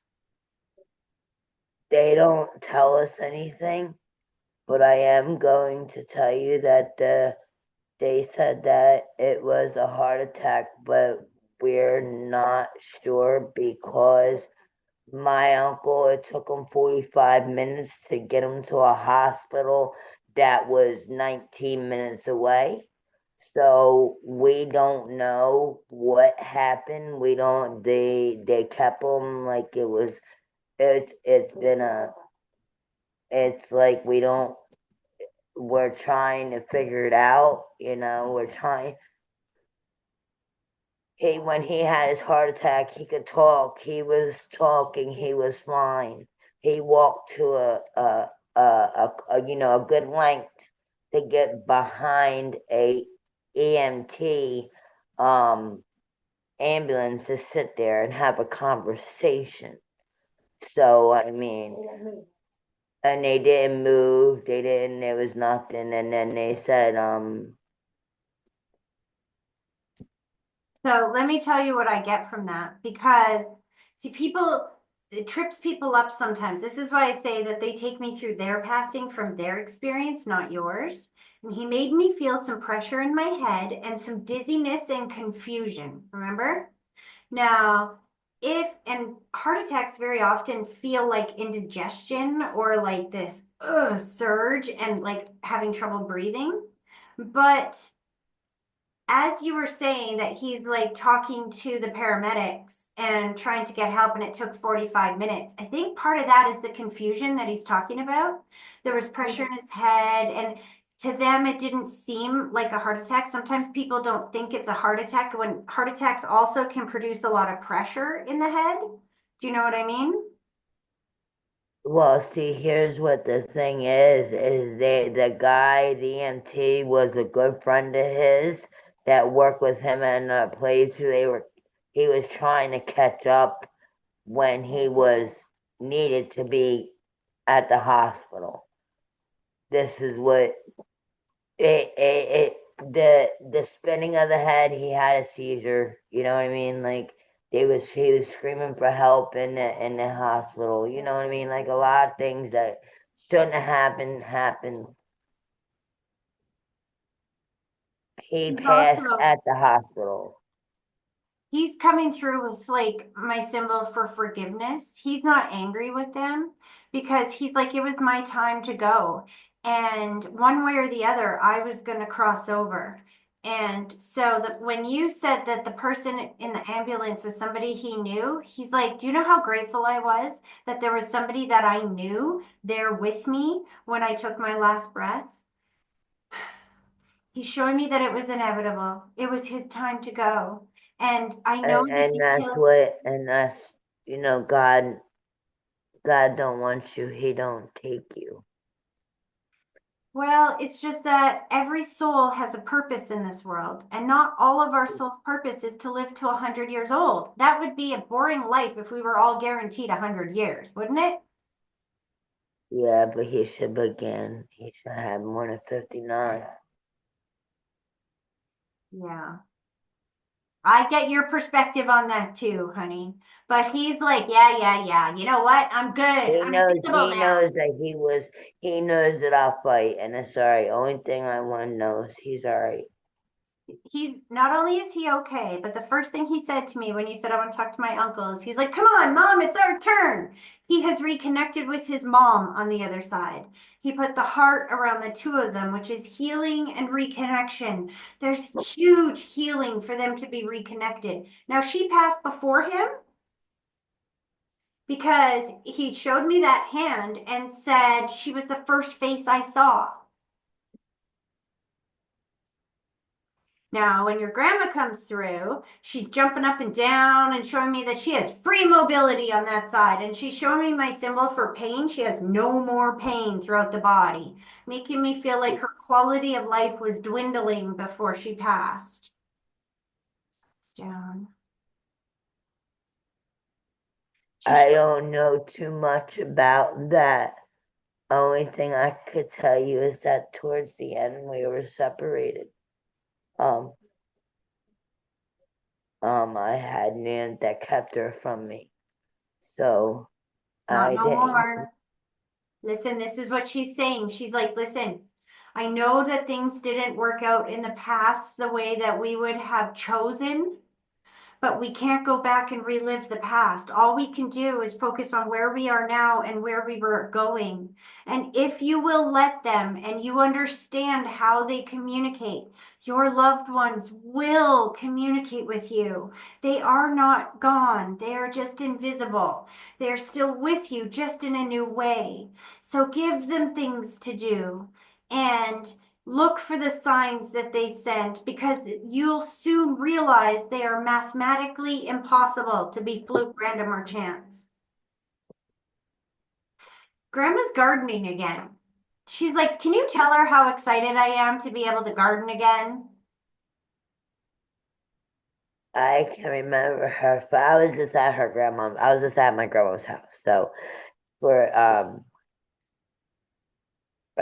and I was just looking at her flowers that are coming up. I said, "Look, her Easter flowers are coming up." See, she heard you, and she's helping. It's interesting. It's like not even April yet, and you got flowers blooming at Grandma's house? Oh yeah, you got a special kind of magic coming in around there, helping those flowers grow. That's her. I just it's just it's hard for my family. There's only three of us now, so that talk. We're the only three that talk. So, and we try to keep it close. And I don't know. Here's what I want. Okay, I want my uncle. I don't see him. Like he don't come to me, and maybe it's because it hurts too bad. Well, let me help you understand that. So, have you ever heard the saying that I'll always be in your heart? Have you ever heard that? Yeah? Let me tell you what that really means. These physical bodies are meat suits that help us interpret the variations of vibrations of this physical reality. The physical reality is made up of a bunch of vibrations. So your ears will pick up vibrations that your eyes do not understand. Your eyes pick up vibrations your nose doesn't understand, etc., etc. You follow me? Now, let's say you have a dog, okay? And you come in, I saw the dog earlier. You have a dog. So let's say you walk in the door and your nose picks up the vibration of poop. That vibration goes to your brain, and your brain then interprets that vibration and says, that's dog poop. I smell dog poop. Now your eyes are going to look for it. But if you don't see it right away, do you say to yourself, oh, silly me, I'm just remembering dog poop today? No, you know that even if you can't see it, if your nose is picking up that vibration, it's there somewhere. Now, the reason why they tell you that they'll always be in your heart is because your heart is also a sensor, just like your eyes and your nose and your ears. So when your loved ones are around you, your heart picks up their vibration, shoots that to your mind. Your mind translates that as that's my uncle. You're not just simply remembering your uncle, he's right in front of you. Now, on that note, if you understand that it is literally impossible for you to think about them if they're not right in front of you, just like it's impossible to smell dog poop if it's not right there, then you know he's been with you every single day. I know he's here, but sometimes I forget he is here. And it's just, the voice, the feel, the smell. Yeah, what you're describing is we are mourning the loss of them in the physical world. And I get that. But if your uncle said, okay, I have to move to Germany, and he picked up and moved physically to Germany, would you say, well, dead and gone, I can't hug you or anything like that, so you're dead and gone to me? Or would you find a new way to communicate? You would find a new way to communicate. If you couldn't physically touch him and hug him and be face to face and he's in Germany, you would write letters. You would speak on the phone. You would have video chats like we're doing now. You would find a new way to communicate, right? So you have to understand his communication isn't stopped. He's just communicating with you in a different way. It's a lot more subtle than the big, overt physical communication that we have with biological meat suits. Your biological meat suit gives you the ability to use speech to communicate with each other. They don't have one of these anymore. So they have to use signs and symbols and put you in the right place at the right moment at the right time to line up with the sign or symbol that contains the message they're trying to give you. Do you follow So me? is he's giving us signs to leave things alone? They don't tell you what to do, honey. They don't tell you what to do. Well, I just want to know what's right and what's wrong, really. I want to know whether if I should, because I already read off my aunt. I'm sorry, she's, as far as I'm concerned. But should I, do What you you think should I do, should just cut it off and leave it alone and what does he want me to do? Yes, what does he want me to do? Does he want me to be done and just leave it alone? Or would he rather me continue to not put myself in that position? what Because I'm ready to knock on her door and be like, I got some things I need to say to you. And you're not gonna like them, and I really don't care if you do or if you don't. Okay, and I don't want to disrespect him by going and saying I'm gonna pop you in your head. Okay, and I'm just gonna be honest. but you're not actually going to do that. That's a figure of speech, yes? Yeah, it's like me coming for. I'm gonna come for her neck, pretty much. Listen to me. Listen, listen, listen. They won't tell you what you should or shouldn't do. This physical reality, we have free will. That's God's promise to us, which means Right. we have to choose. They are not allowed to choose for us. They lived their life. Does he want me to leave her alone? No, listen to me. They want you to care about how you feel. Now, I say that because your heart is your compass. There is a difference between feelings and emotions. They don't mean the same thing. Emotion stands for energy in motion. Now, this is how it works. You receive a thought, okay? You have a thought that is an invisible energy that you can't see, touch, taste, or smell. That thought moves down here, you speak it, right? Now it's an even bigger, thicker energy, thought and speech together. That energy then moves to your heart, and your heart feels which direction it is going in, just like a compass in your car. A compass doesn't move your car forward. It tells you which direction you're going in. So for example, if you want to be going north, but your compass says you're going to south, that's going to make you feel bad because your compass is telling you you're going the wrong way. So If you're thinking about making a choice or a decision and it brings you comfort, you're going the right way. If you think about making a choice or a decision and it brings you pain or it makes you sad, you're going the opposite direction from where you want to be. Are you following me? Right. Your heart is your compass, but you got to care more about how you feel than anybody else. You got to honor your compass. You got to know what you want and you got to honor your compass. And your compass will always take you in the right direction. But first, you got to know where you want. Where you want to go. I want my uncle to tell me something. I want him to talk to me. I want him to say, like I want to hear what my uncle has to say to me. That's what I want to hear. I just need to hear, like I need to hear. Like I need to know that, okay, I want you, like I'm proud of you, yes. I love you, yes. But like I want to hear, like, I just want to hear something that comes from him. And it's like my heart needs it. It needs it. That's it. I need something from my uncle. Like I What just he's need saying something. is he's not gone, but he's not going to meet you in your pain. He can't. He can only meet you in love. Now, what that means is that he's extremely proud of you. That's the first thing he said. I'm very proud of you. And I'm not gone. I'm walking this path with you. But he's not going to make your choices and decisions for you. When you say, okay, uncle, this is what I want, he will use his energy to line everything up for you to make it happen. He is your spiritual GPS. If you have your maps on your phone, yeah?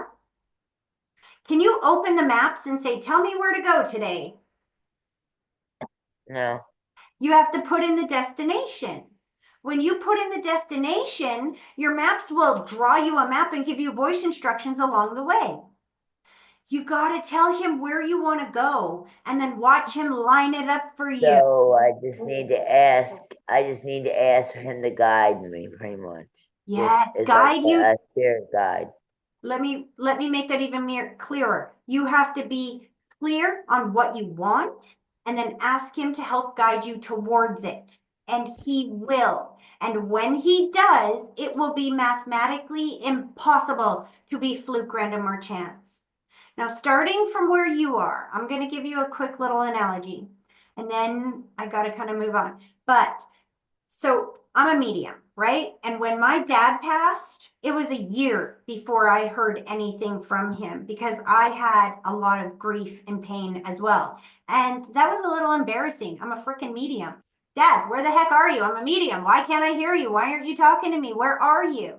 Because again, we're used to having their communications in the physical, and they can't communicate physically anymore. They communicate subtly with signs and symbols, etc. But we won't see those. They'll just blur into the background as fluke, random, or chance if you haven't asked. So one day, after a year of my dad being gone, I said, all right, Dad, I can't handle this anymore. I need to know that you're okay. I need you to send me a message and let me know that you're still here with me. But you're going to have to make this message big so it gets my attention and I can't miss it. Send me a sign or a symbol so big I can't miss it, that it'll get my attention. And just to make sure I know it's from you, make it purple. Then you let go of when. Your job is not to micromanage and line it up. Your job is to let go of when. And he will start lining it up and send you that message when it's ready. So I asked that to my dad and let it go. And sometimes it'll take a week, sometimes it'll take a day or two. In this case, it only took my dad 2 hours. And 2 hours later, I was in my bedroom folding laundry, and all of a sudden, outside my window, I heard a car revving its engine like a punk kid with his first car. It was so loud, I couldn't miss it. Got my attention, and when I opened the curtains and looked out, there was the most fluorescent purple car I had ever seen in my life. Mathematically impossible to be fluke, random, or chance right after you've asked. Do you see how that works? Right. I got it. Cause I had asked him for a sign before I talked to you today. This is your sign. You can't go in two directions at the same time, honey. You can't go backwards and forwards at the same time. If you're focusing on being angry about everything that's happened in the past, you are moving towards the I past. mean, I get it though, because I like to take back what I said at one point in my life when I had said, some things that I shouldn't have said because of my biological mother had told me that my dad and my uncle, it's against the reason why I wasn't told about my grandma dying is because of him.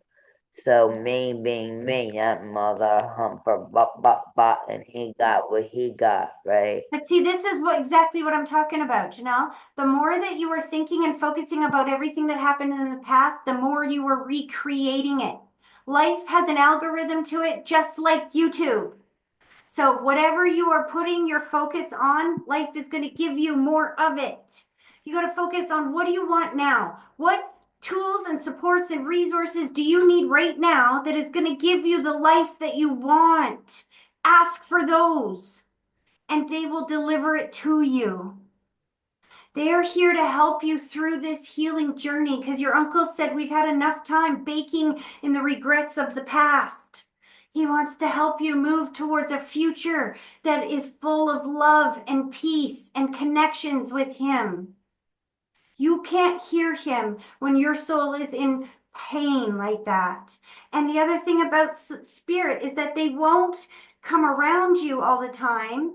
If you will smell their presence, for example, and then immediately it brings back all those bad memories, he's not going to do that to you. He's going to love you from a distance so that you are not smelling him and reliving all of those memories. And when he can come in your world and it's going to bring you nothing but joy and happiness, you're going to feel him every single day. Well, I hope that comes really soon because I look for it.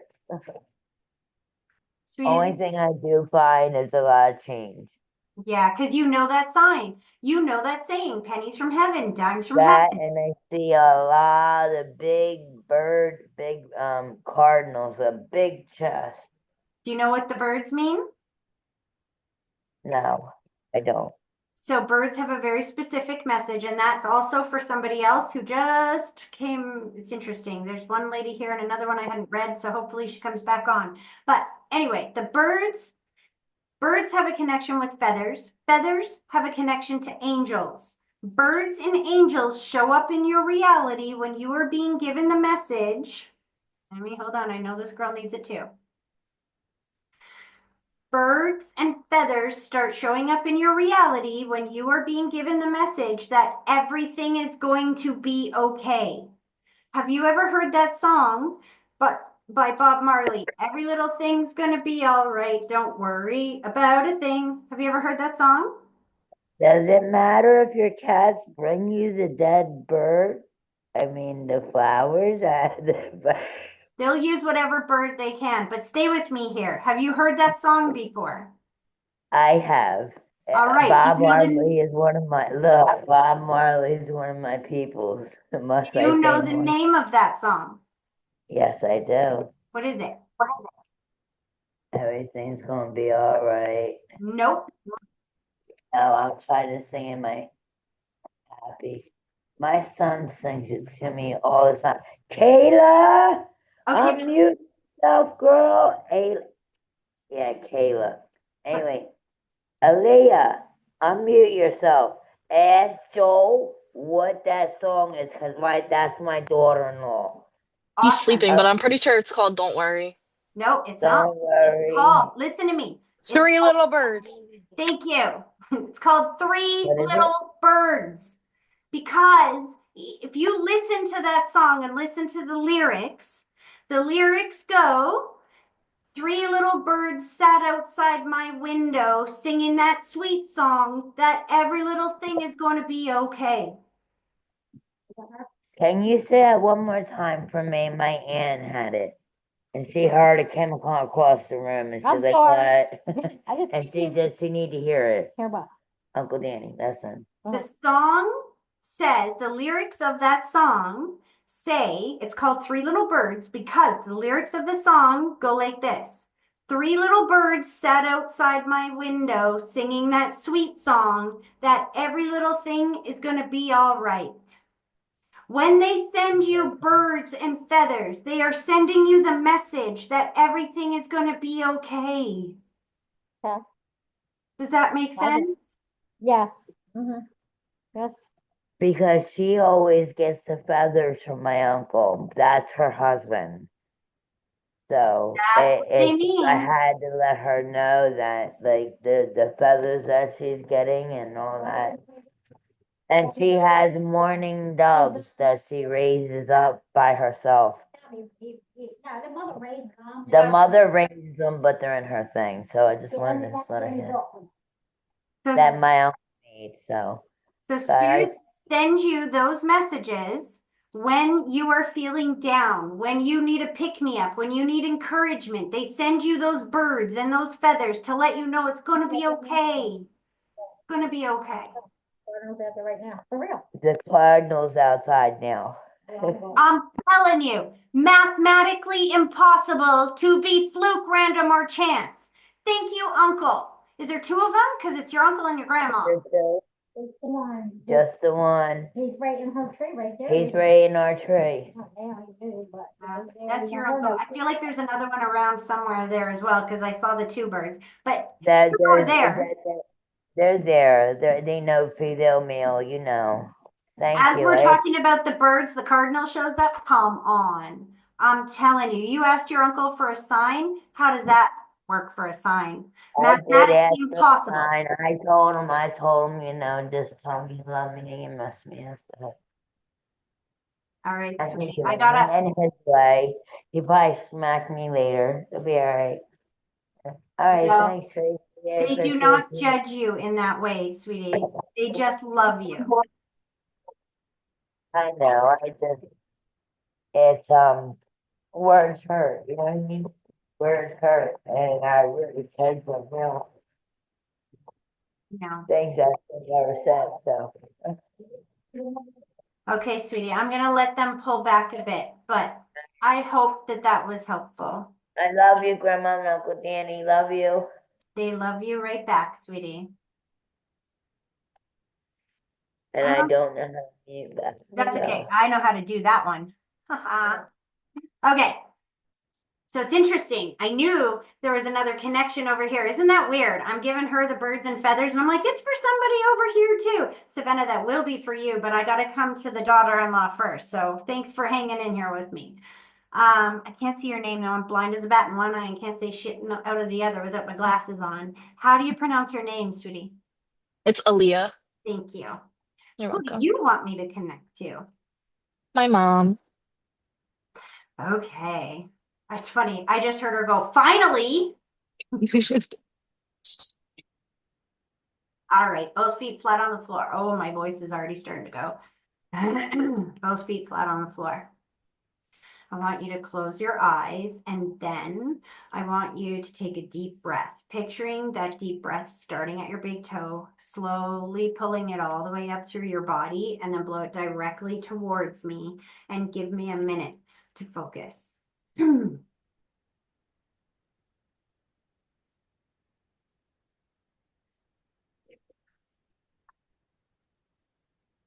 I love her soul.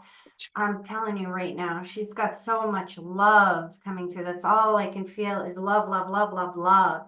Right away, she kind of clearing out now, but right away, I don't know if you heard it. She started making me sound like Kermit the Frog.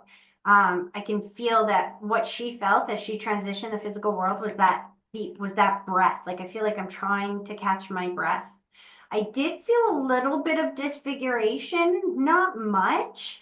Now, but I also saw the holding of the hand, which is my symbol that I knew people were with me as I took my last breath. She's jumping up and down, showing me that she's got all her mobility back, and she literally unzipped her body and threw it on the floor like she was taking off a wet bathing suit. She's like, I'm done with that thing. Do you understand some of that? Yeah. How did she pass, hun?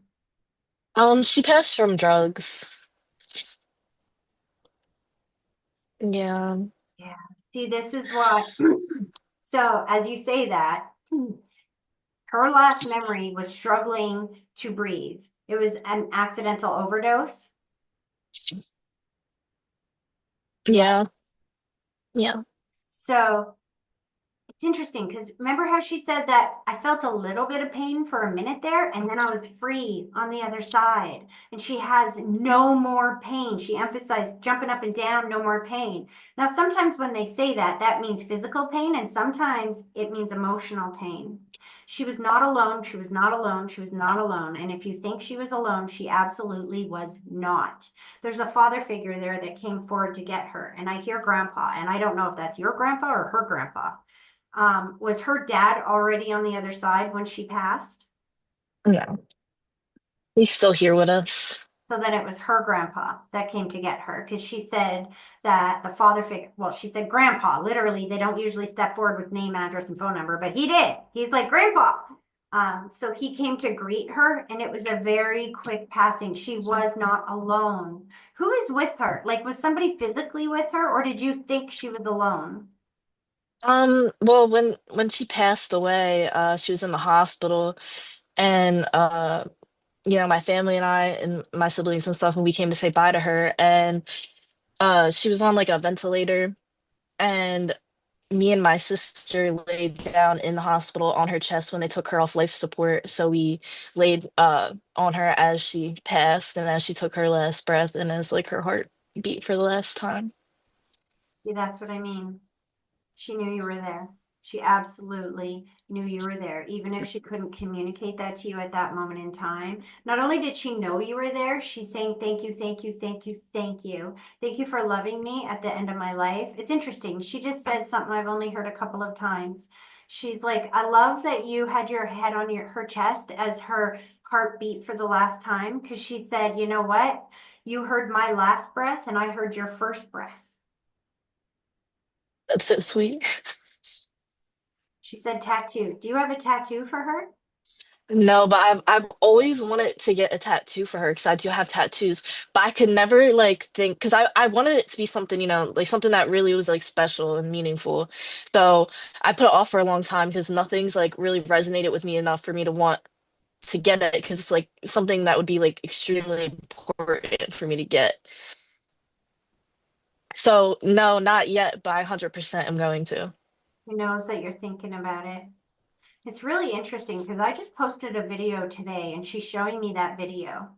And it's interesting because that video contains the symbol that if I'm ever going to be dumb enough to get a tattoo again, and I say that because they hurt like a son of a bitch. I have one on my hip and I swore I'd never do it again. But if I do, it's going to be this one. And this is what she's showing me in my head. It's a picture of a heartbeat because, and it's even more meaningful if you heard her last heartbeat. And you should watch the video on my page when we're done. Because what that means is that sometimes life is up and sometimes it's down. And sometimes it's up and sometimes it's down. That's how life is supposed to be. If it's flat, if it's always happy or always sad, if it's flat, what does that mean? It means you're dead. So she's like, the heartbeat means that it helps you to remember that sometimes life is going to be great and sometimes it's going to feel like shit. But you know what? It's going to go back up again. It's meant to be that way. Don't beat up on yourself if you're going through a bit of a hard time. Just know this too shall pass. She gave you a rose, sweetie. You understood this too shall pass even more, didn't you? Yeah. She gave you a rose, which is my symbol for birthday, anniversary, or a date that happens once a year. I feel like I'm going back, like February, maybe January, February. Mhm. Who's got the birthday, the anniversary? It even could be an anniversary of someone's passing back in the beginning of the year. Um, so my brother's birthday was in February. Uh, As soon as you said and that, my sorry, and my grandmother's was in January. mine too. But your brother and you, when you said my brother's was in February, she put the heart around the two of you, which is my symbol for healing and reconnection. Do you understand that around you and your brother? Yeah. She just gave you a car. She's very excited to be able to help you in your life now in a way she couldn't when she was in the physical body. How do you understand the car? Did you just get a car? Do you need a car? So the car is really interesting because actually, my car that I had, my brother got for me for my birthday a few years back, like 2, 3 years ago. And just last month, my car engine actually blew. And so I've been planning on getting a new car with my taxes and have been struggling to kind of find one. Not no more. Because what did she just say? She said that she's very excited to be out of the physical body because the physical body was broken. And now that she's in soul, she can guide you towards what you've asked for. So don't focus on the broken engine. Be glad that your car's not working. Say, thank you, God, that this car broke down. Thank you, Mom, for giving me a new car. Thank you for getting me a really good price on this. Thank you for making it come easy. It's not going to be hard. You're going to make it easy. Thank you for bringing me right to it so that when I receive this car, it's mathematically impossible to be fluke, random, or chance. And you will know Mom sent it to you. You will know that she's still helping you in your life today, tomorrow, and every day thereafter in a way she could not help you when she was here in the physical reality. Oh, I smell lilacs. What does that mean? oh no.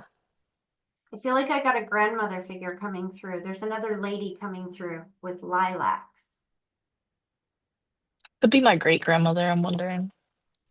Do you know if she really liked flowers or she had a lilac tree outside of her house or something like that? Oh no. Are you moving as well? Yeah, You're going to have a lilac tree. interesting. She stepped forward and said that she's going to line it up for you because I think she really likes flowers. Like, see, when you do the things that spirit used to like to do, their soul shows up.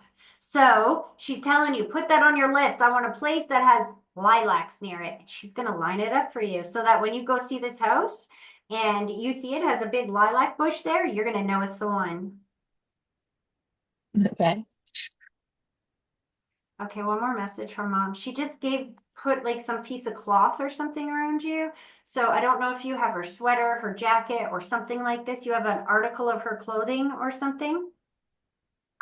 So actually, I don't have much from my mom. I only have really two things, and one was a hoodie she gave me. I saw her physically in person 8 days before she died, and then I have another hoodie she gave me too. And actually, I put on one of the hoodies she gave to me before this Zoom call, and I'm currently wearing it.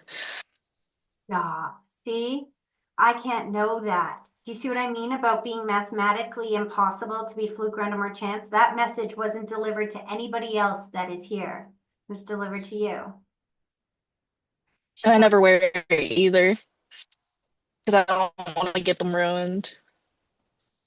she's It's like, really do you sweet. sleep with it sometimes though? Yeah, and I also have like a blanket that someone made for me, like a memorial blanket kind of like with pictures of us and stuff on it and my siblings and stuff, and I sleep with that like every night too. Sometimes the specific one is the other hoodie that she gave to me right before she passed away. That one, occasionally I'll grab it and I'll just sleep with it and just like cuddle it. I won't even wear it, I'll just like hold it. She knows you do that. And she loves it because it gives her the ability to cuddle with you. It gives her the ability to be extremely close with you and for you to feel her love in that. When you're hugging that hoodie, you don't feel the absence. You feel her love. You feel her presence. She loves that. Keep Yeah. telling her what you need and what you want in your world so that she can line it up for you, so that when it lines up, you will feel her presence, not her absence.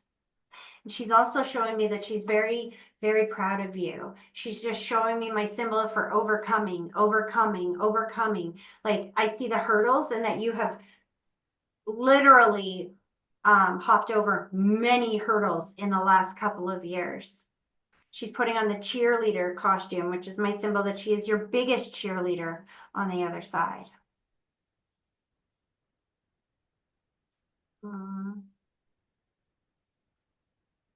She's excited for movie night. Are you guys watching a movie tonight? Um, Possibly. Because we are actually we started a movie last night that we didn't get to finish, so I wouldn't be surprised if there was going to be. What I saw was two people sitting on a couch, and I saw her squish in between the two of you, and she's like, "Ah, I'm just gonna squish in right here." She's like, "Where's the popcorn? Where's the popcorn?" She's very much still with you. Keep talking to her. Watch for those coins, the dimes, the nickels, the feathers, the birds, all of it. Watch for those because she's sending you the signs that represent the message she's trying to give to you. Very proud of you and loves you so very much. Thank you. I hope that was helpful, kiddo. It was. Thank you so much. You're welcome. Hello, Savannah. And Christina, you guys are very patient. I know it can be frustrating at the end when you're like waiting and waiting and waiting. That's okay. Have I read for you before, hun? No, never. Interesting. Who do you want me to connect to? I haven't lost that many people, so mostly just my grandpa, I guess. He's like, what do you mean just your grandpa? Well, I have two grandpas on the other side. Oh, so this is going to be fun because they're going to play favorites. They're both going to come through. So let's do this one at a time. Somebody's already cutting off my breath here. Okay, I see you're standing. That's good enough. And you got baby in your arms, but can you close your eyes and do a connection exercise for me real quick? Mhm. Okay. I want you to close your eyes and then I want you to take a deep breath. Picturing that deep breath starting at your big toe, slowly pulling it all the way up through your body and then blow it directly towards me and give me a minute to focus.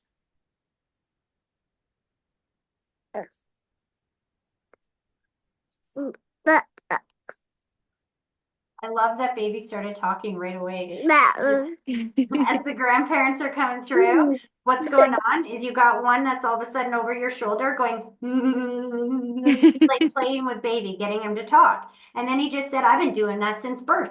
I've been doing that since birth. Yours, that's a boy in your arms. Mhm. Your Yeah. son has been seeing spirit on the other side a long time. Mhm. Now, one of your grandfathers passed some time ago. Yes? Yeah, I think in 2020, no, 2017 was the first one. Yeah. And the other one is a little bit more recent. See, this is how they will differentiate between who's speaking. I feel like somebody's speaking another language on the other side as well. It has a connection to another language. How do you understand? Well, yeah, one's from Brazil, so Portuguese, but the other one's from Quebec, so he's French. Interesting.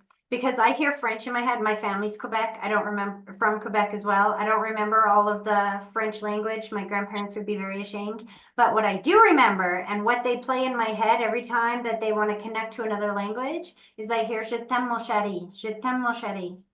You know what that means, right? Yeah, of course. So the one grandfather, he's like, I passed very quick.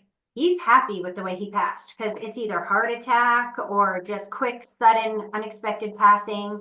He's like, I was here and then I made a quick transition. He did not want to be a burden to anybody here in the physical world. He did not want to get sicker and sicker and sicker and sicker. He's very happy that he exited as quickly as he did. Do you understand that? Um, Not so much. It wasn't dragged on for either of them, but they both, from what I know, I wasn't with them at the time because they're from different places, but it was over the course of a few weeks rather than months or years. So I'm I don't going know. to the last person that passed. Um, is this the French grandfather? Hmm. Because I'm still hearing Je t'aime mon chéri. This is what I mean when I say they will take me through their passing from their perspective, not from yours. And Okay. so this is an important message that I get in cases just like that sometimes, because he could have stayed and fight like it's cancer or something like that, right?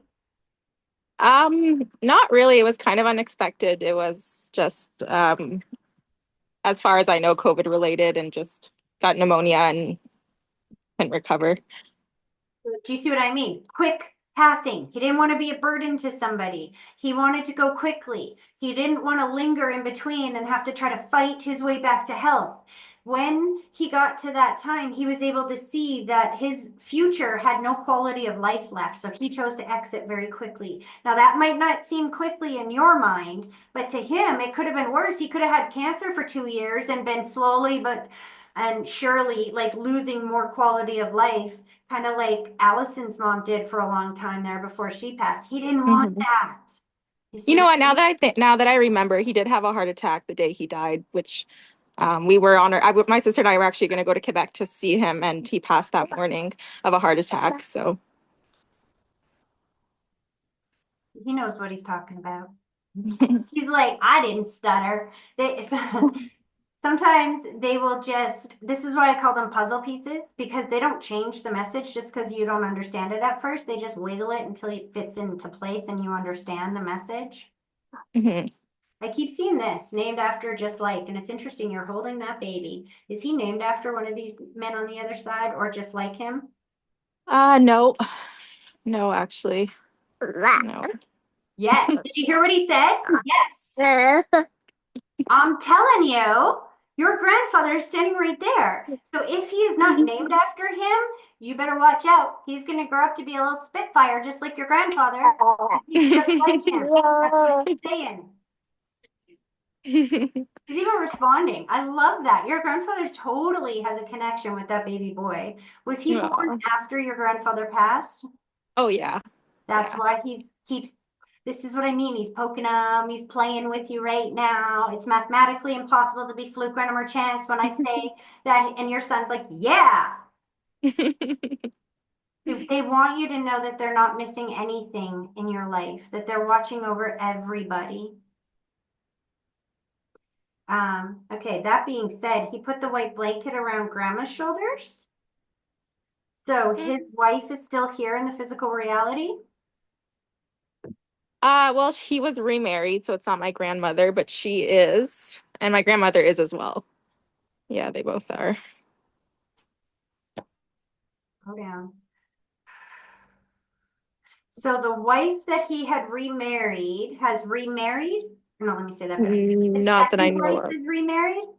No, his first wife remarried, and his second wife did not. See, it can be confusing for me when he talks about the woman that he left behind, because I think he's talking about the last lady he was with. They were together for like 10, 20 years at least. Yes. It was long. Yeah. Yeah. That's who he's talking about. He's putting the white blanket around her shoulders. That's my symbol for watching over somebody that has health or stress issues. And he's thanking you guys for the love that you have given her since he passed. And he's making me feel like it hasn't always been easy. Do you understand that? I mean, I think she was a little different than my family, so they were never very close, but they've definitely been there for her afterwards. Yeah. That's exactly what he's making me. That matches exactly with the way I'm getting the information. Thank you for the kindness that you've given her, even though she might not have been your favorite person. He knows that you guys were extremely kind after he passed. One of them a farmer? Like working the land or something? Oh my goodness, I wouldn't know that far back just because I didn't grow up with either of them.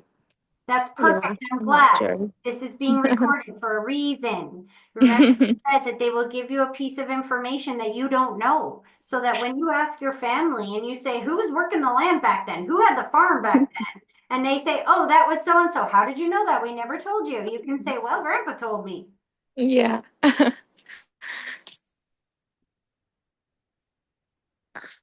No. Is your mom a distance or space away? Yeah, she's in Quebec as well. Yeah. And where are you? I'm in Manitoba. That's a good distance. Mm-hmm. He's like, don't worry, I'll bring her to you. I'll bring her to you. Is she coming out for a visit? She's come twice now since he's been born. She'll be back. I don't know. She was just here in February, but she'll be back. When he says, I'm going to bring her to you, I feel two things in that. I'm missing my mama. I'm having a child of my own. And when we have our own children, we want to connect with our mom and we need our moms in our life more than ever. So your grandfather knows that. So he's like, you know what? I'll bring her to you. Anytime that you need her, you just tell grandpa, we'll line it up for her. Not only that, he's being a little tricky here. Because when spirit is speaking to you, they sound like a thought that interrupts your thoughts. What you think is your idea is actually them going, go see your daughter, go see your daughter, go see your daughter, go see your daughter. So if you, grandpa, I need my mom, you say that to grandpa, all of a sudden your mom's gonna phone you up and go, you know, I've been thinking I should come and see you.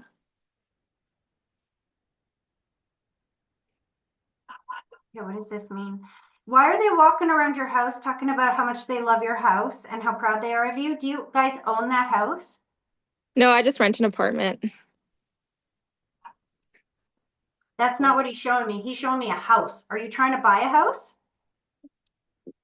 No, no, my sister is, but I'm not. Okay.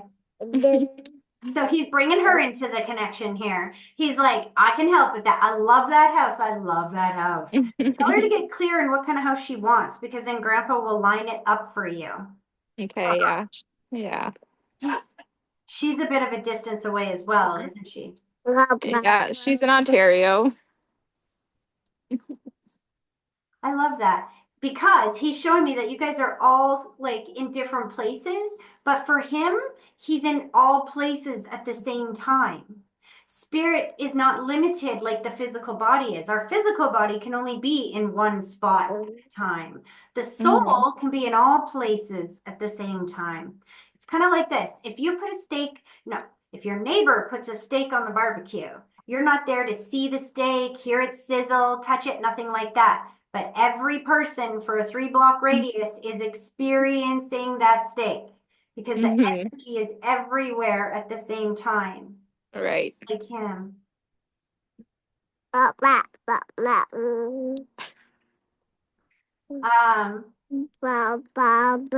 Okay, slow this down. 2 more messages here. Okay, slow this down. Okay, fine.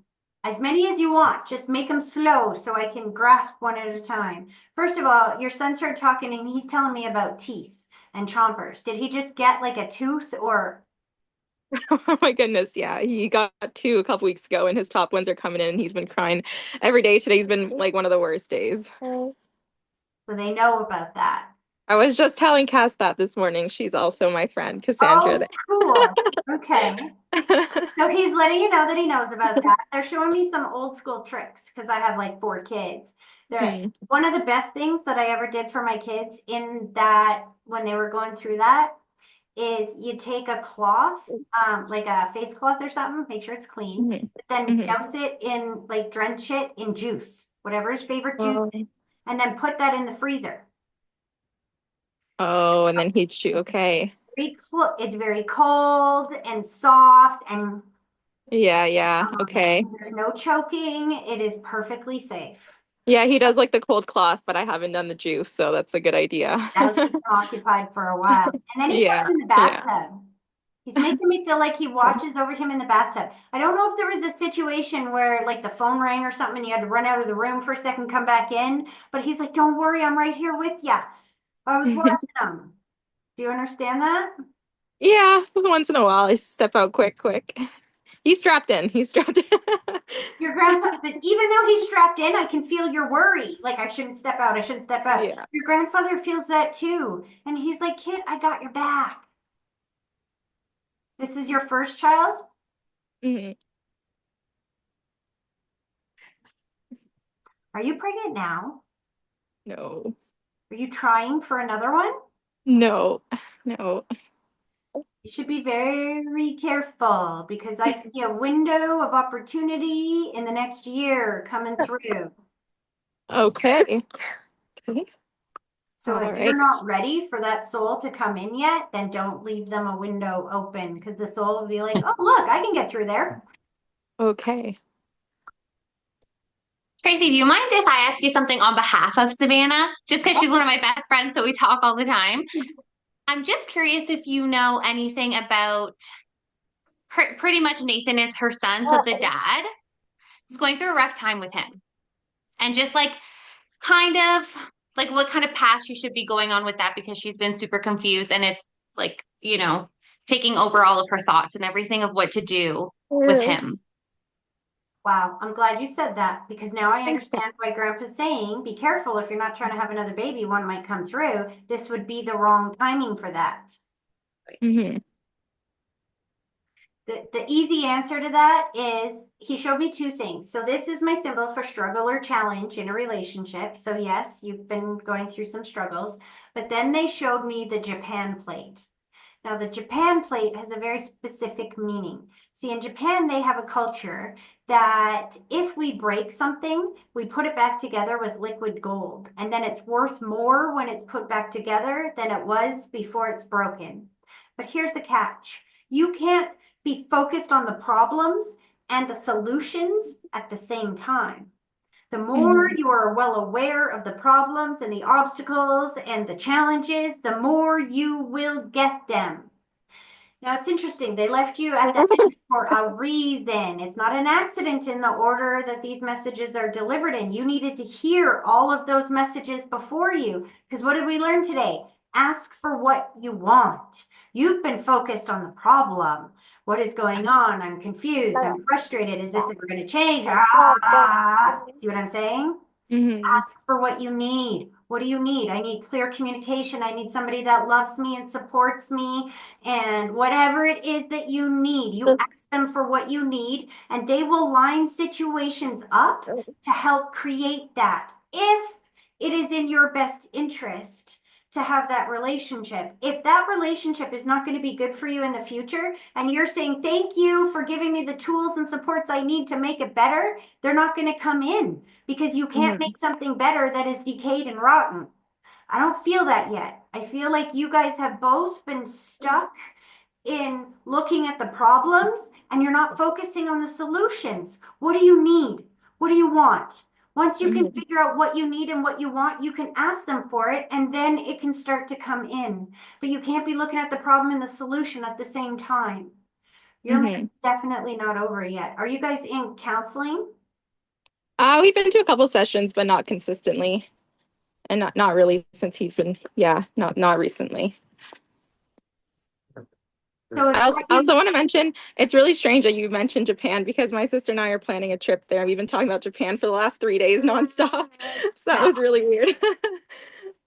mathematically impossible to be fluke random or chance. This is how spirit lines up the signs and symbols to let you know that they know what they're talking about, even if I don't.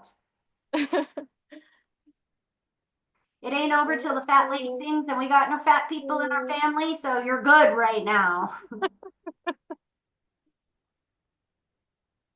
I don't think he's a bad guy, but I do think that the two of you need to work on your communication because he just opened up your throat chakra and is talking about being able to be better communicators. So that might be one of the things that you ask for help for and say, help me to be able to communicate what I'm actually feeling and help him tell me what he is actually feeling. Okay. Your grandfather said, tell him to take out the darn garbage. What does that mean? I'm not sure. Do you usually do those kinds of things? Yeah, we both take out garbage. Oh no. Goes, I didn't stutter. Go back to that. Either your garbage can's full now and he didn't do it this morning and walked right past it and left it for you, or there's something very specific about that. No, I'm not sure. What do you mean, Grandpa? He's funny. I'm like, what do you mean? He's like, I know exactly what I mean. Don't you worry. She'll know exactly what I mean. Maybe eventually. What it feels to me is that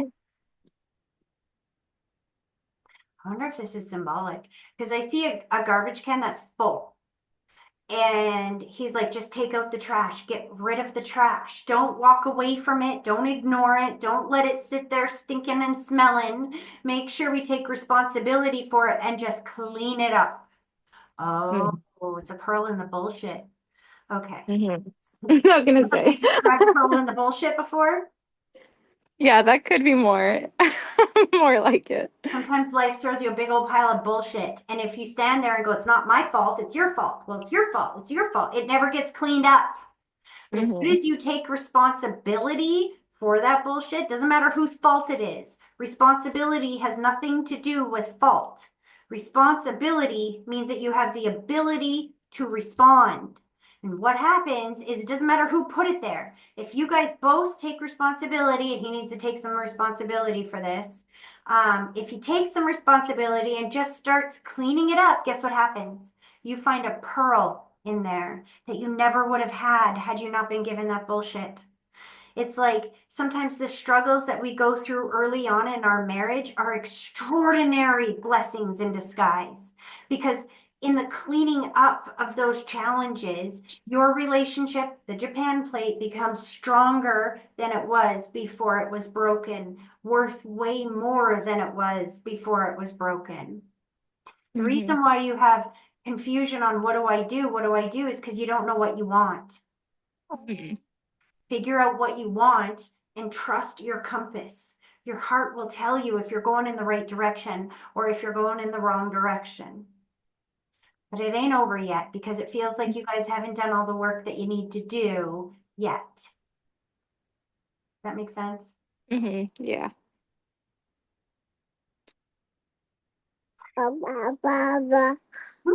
He's like, I love you, I love you, I love you, I love you, I love you. And you have more help on that side than you realize.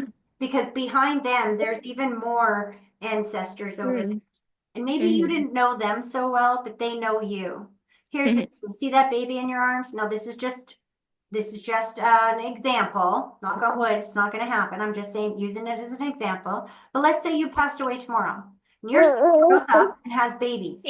Are you going to watch over those babies and love them just as much as you would if you were Mhm. here in the physical world? Yeah.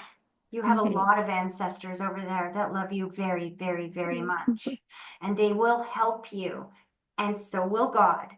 But your job is to focus on where you want to go because you can't focus on the problem and the solution at the same time. Make sense? Yeah. All right.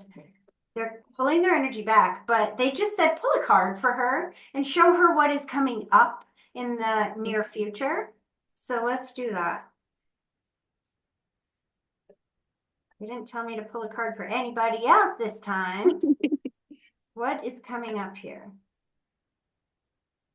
Shut the front door. What was his message? Focus on what you want. He will line it up for you. Mhm. There's the line it up for you. Three of Pentacles is help coming in to give you the help to create whatever you want. This is like a contractor, somebody coming in to help. This is the alignment card. You tell them what you need. They will send you what you need to make it happen. And you know what card it came in with? The High Priestess. Is that upside down? No. The High Priestess. She is your compass, your intuition, your gut. Your gut knows. When I said follow your heart, that's exactly what the cards came up. Ask for what you need and follow your heart. It will never steer you wrong. Amazing. That's so cool. See, they know it. Aw, and look at the card that's on the bottom of the deck. Is the Fool, which is the very first card in the deck. It talks about brand new beginnings. Brand new beginnings, because once you start focusing on what you want and where you're going, you get new experiences. But the more you focus on the problem and the challenges, you just keep repeating the same cycles. So as soon as you ask for what you need and focus on and trust your compass, they will line you right up with a beautiful new path in front of you. I just want to let you know that again, he's emphasizing he doesn't think he's a bad guy. If they did, trust me, Spirit would tell you right away. They have told me things before. They'll pull out the shotgun and say, tell him if he gets out of line, I shotgun. I didn't hear any of that.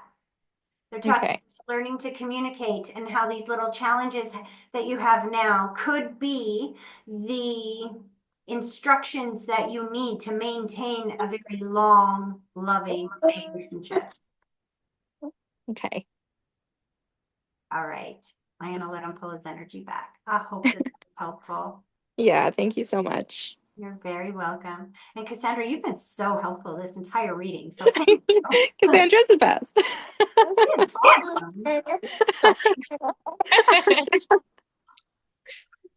Okay, Christina, my friend, I kind of saved you for last because I have read for you a number of times. In fact, I just want to tell you guys what I said before I started recording here. You are the last chapter in my book. I never plug my book. Actually, I never do, but I'm doing it this time. You are the very last chapter in here, so thank you for that. And let's get to it. Do you have a focus, hon? You gotta take your mute off. Are you still here, sweetie? Christina. Christina. Oh my goodness. I wonder if you're having trouble getting your mute off or if you are sleeping. What happened here, my friend? Here, I'm going to send you a prompt thing, ask to unmute, and see if that will help. Click it. Ask to unmute. Are you there, my friend? Hey, There you are. why is it not working? I don't know. We found a way. Where there's a will, there's a way. How I are you don't know. doing? The mute used to be at the bottom, but I couldn't get it to pop up. Welcome to my world. Zoom did some kind of update and it made a bunch of changes. Like I can't, that's why I sound like I'm in a train tunnel right now because I can't plug in my microphone. If I plug in my microphone, it disconnects the entire Zoom call. So it's just what happens in the update sometimes. How are you doing? I'm okay. Do you have a focus? Not really. All right. Well, then here we go. I got two people that I'm feeling around you. So obviously Timmy's here, but so is the grandmother figure. Actually, when I say that, I got two ladies stepping forward. One is a little bit older, one is a little bit younger. Do you have like an auntie on the other side as well? Yeah. So they're coming through together. Slow this down. Now, Grandma's taken me to the mind, showing me some spinning thoughts or that she wasn't able to communicate before she passed away. She's showing me how much better she feels on that side, like she's got no more pain. She's also unzipping her body and throwing it on the ground like a wet bathing suit, like she's done with that thing. But it feels like a very quick passing at the same time. Do you understand that? Yeah, I'm surprised she's going through it. Well, she's like, I know you're surprised because I read for you many other times, but I don't remember all those details, right? And she's like, what do you mean? This is what everybody else did. I'm just following the way that they did it. Yeah. Why is she giving you shopping bags? I just went shopping. Like today? Yeah. Oh, she was definitely with you. I feel like she's giving you money too. I don't know. Yeah, I found a dime right next to the car. After I got done shopping, yeah. She was definitely there with you. It, See, it was face up. it was face up. Face it. We're here. 1999. What year did she pass?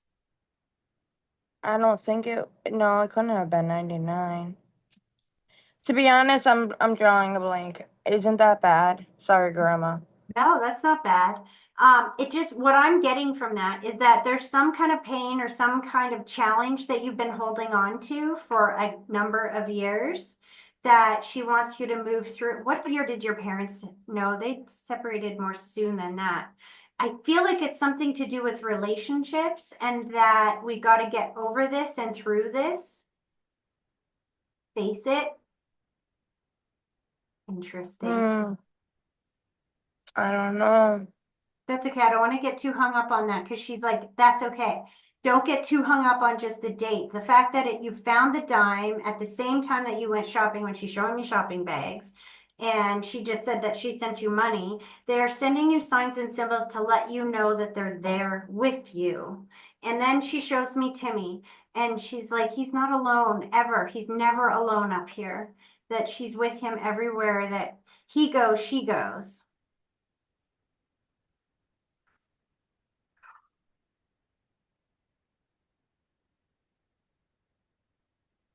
He's telling me to tell you how tall he's getting on the other side. Children's souls still grow on the other side, a little bit differently than they do here in the physical world, but they're still growing. And then he pointed to his brother and he's like, do you see how much taller he's got in the last year? Like, I feel like he's grown like 2 inches in the last year. Yeah, he's like 6'7" now. Stop. No, I'm not kidding. His shoe size this year is probably gonna be a 12 men's. Oh my goodness sake. So this is what they're talking about. That, you know what? Timmy's like, I'm still growing on this side, but my brother's really growing. What does that mean? He opened the curtains and brought light in. Do you usually have your curtains closed? To be honest, yeah. But it's been cloudy lately though too. There hasn't really been any sun. There is daylight. And there is a difference in the energy that comes into your I was about to say retinas, but whatever. There is a difference in energy when you have natural light compared to artificial light. Do you know what I mean? Yeah. Even if it's not bright sun, that natural light is full of vitamin D, which is one of the vitamins that gives you happiness and joy and well-being.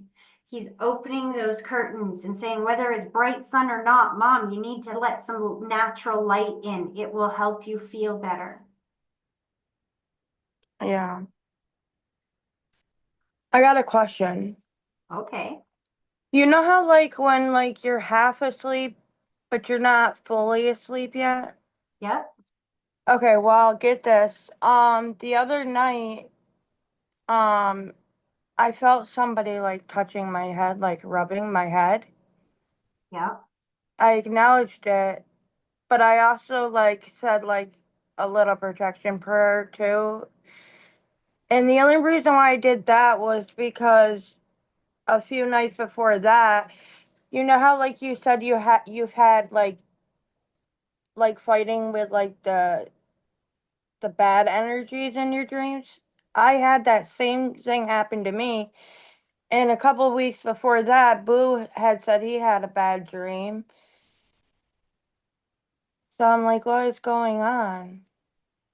So what is going on is that nightmares are not usually, sometimes they can be demonic or negative energy entities trying to communicate with you, but usually they are us trying to work through something painful.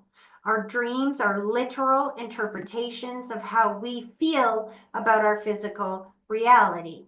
So sometimes we can distort the dream because of our own pain around whatever we're going through in our life.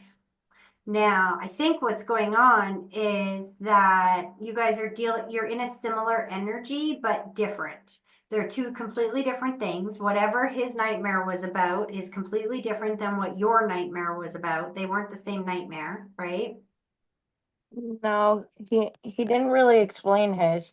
But I did also tell him maybe Timmy was trying to come in and you distorted it. It could be that. Because I told him I had that dream. I think I messaged you about it. About I had a dream. Timmy did come in my dream, and it was like he was gone for a little bit, and I got him back, and I hugged and kissed him, and I asked him if he remembered me, and he said, "Of course, mommy." And he spoke clear as day, which he hadn't, because he was only 1.5. Yep. And then I had asked him if he was abused, and he said yes. And then Oh, yes, I do. I don't remember the rest of the conversation, but then he like got stolen, but then I got him back. There was a little distortion, but when I woke up, I said thank you for the visit, even though it was a little distorted. So let me help you unpack that because that's exactly what I'm talking about. That the dream was distorted. He's trying to come to you and let you know he's okay, but you you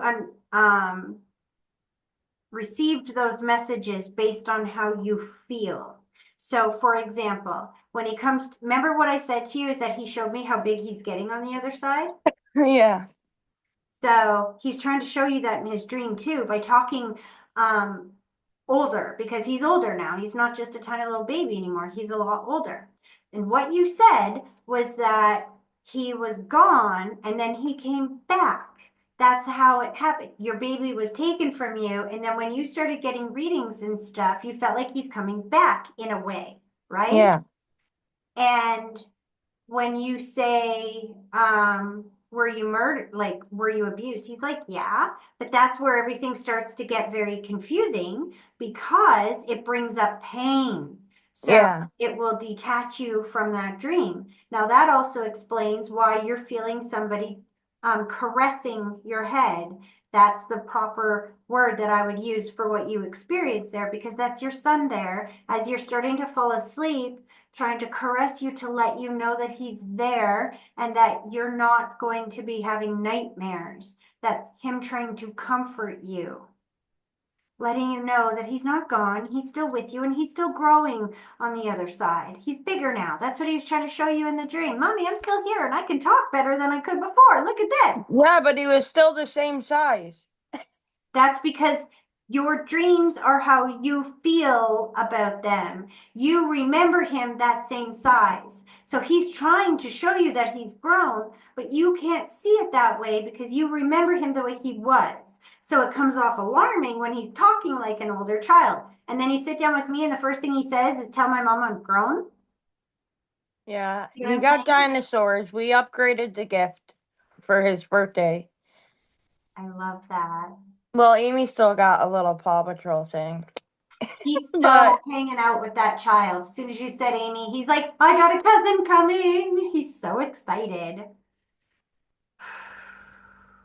Sit down. Although she's been pretty ill, hey? um well, she had the flu with mom like a month or so ago. Well, she's just like really tired, No, like and exhausted, like I feel like cuz she has MS, that's what I mean.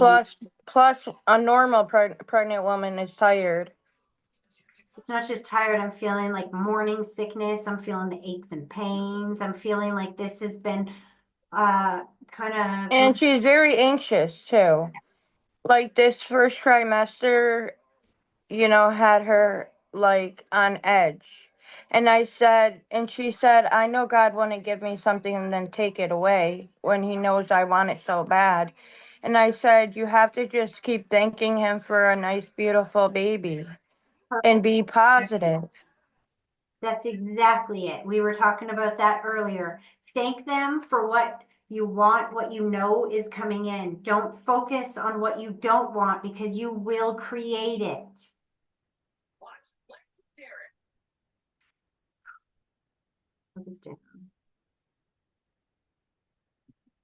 Um,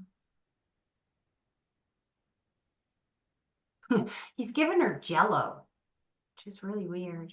Unless she's been just like starting to throw up and stuff a lot. Like I don't know if she's like throwing up, but she does say like if she tries to eat something and all of a sudden she feels like she doesn't want it. So she'll stop eating it. She's been eating a lot of fruits. those kinds of things are very normal. See, women talk all the time about cravings, but they don't talk enough about food aversions.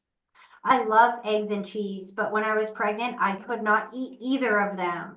They made me immediately throw up. Those are called food aversions, but they go away after the baby is born.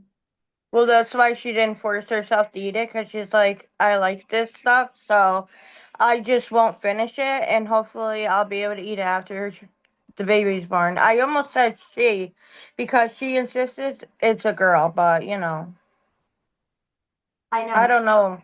We'll I see. want a girl, but You'll have to ask her what the Jello means because he's very proud. He's like showing me like a Jello cup. And he's like, "Here you go, Auntie. Here you go."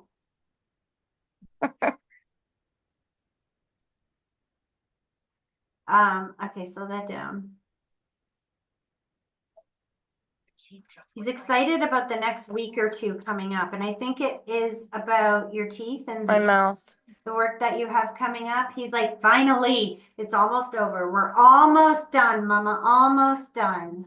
Yeah, my next visit, I'll have teeth there. I gotta put them, um, I gotta try them on and see if they fit correctly, good, or if they have to make any fixes. If they fit good and they don't have to do anything like altering with them, then I'll have them the next visit. Otherwise, I'll have them the visit after. Just realized what the Jello's about. I'm so dumb sometimes. It's not even funny. He's giving you Jello, honey, not just your sister. He's giving you Jello. It's hard to eat stuff when you don't have actual teeth, isn't it? It's not too hard, actually. Huh, you're talking to somebody who went through it, sweetie. You can't eat. No, but they've healed enough that it doesn't really hurt that much. I mean, don't ask me to chew like a piece of steak, That's what but I'm saying.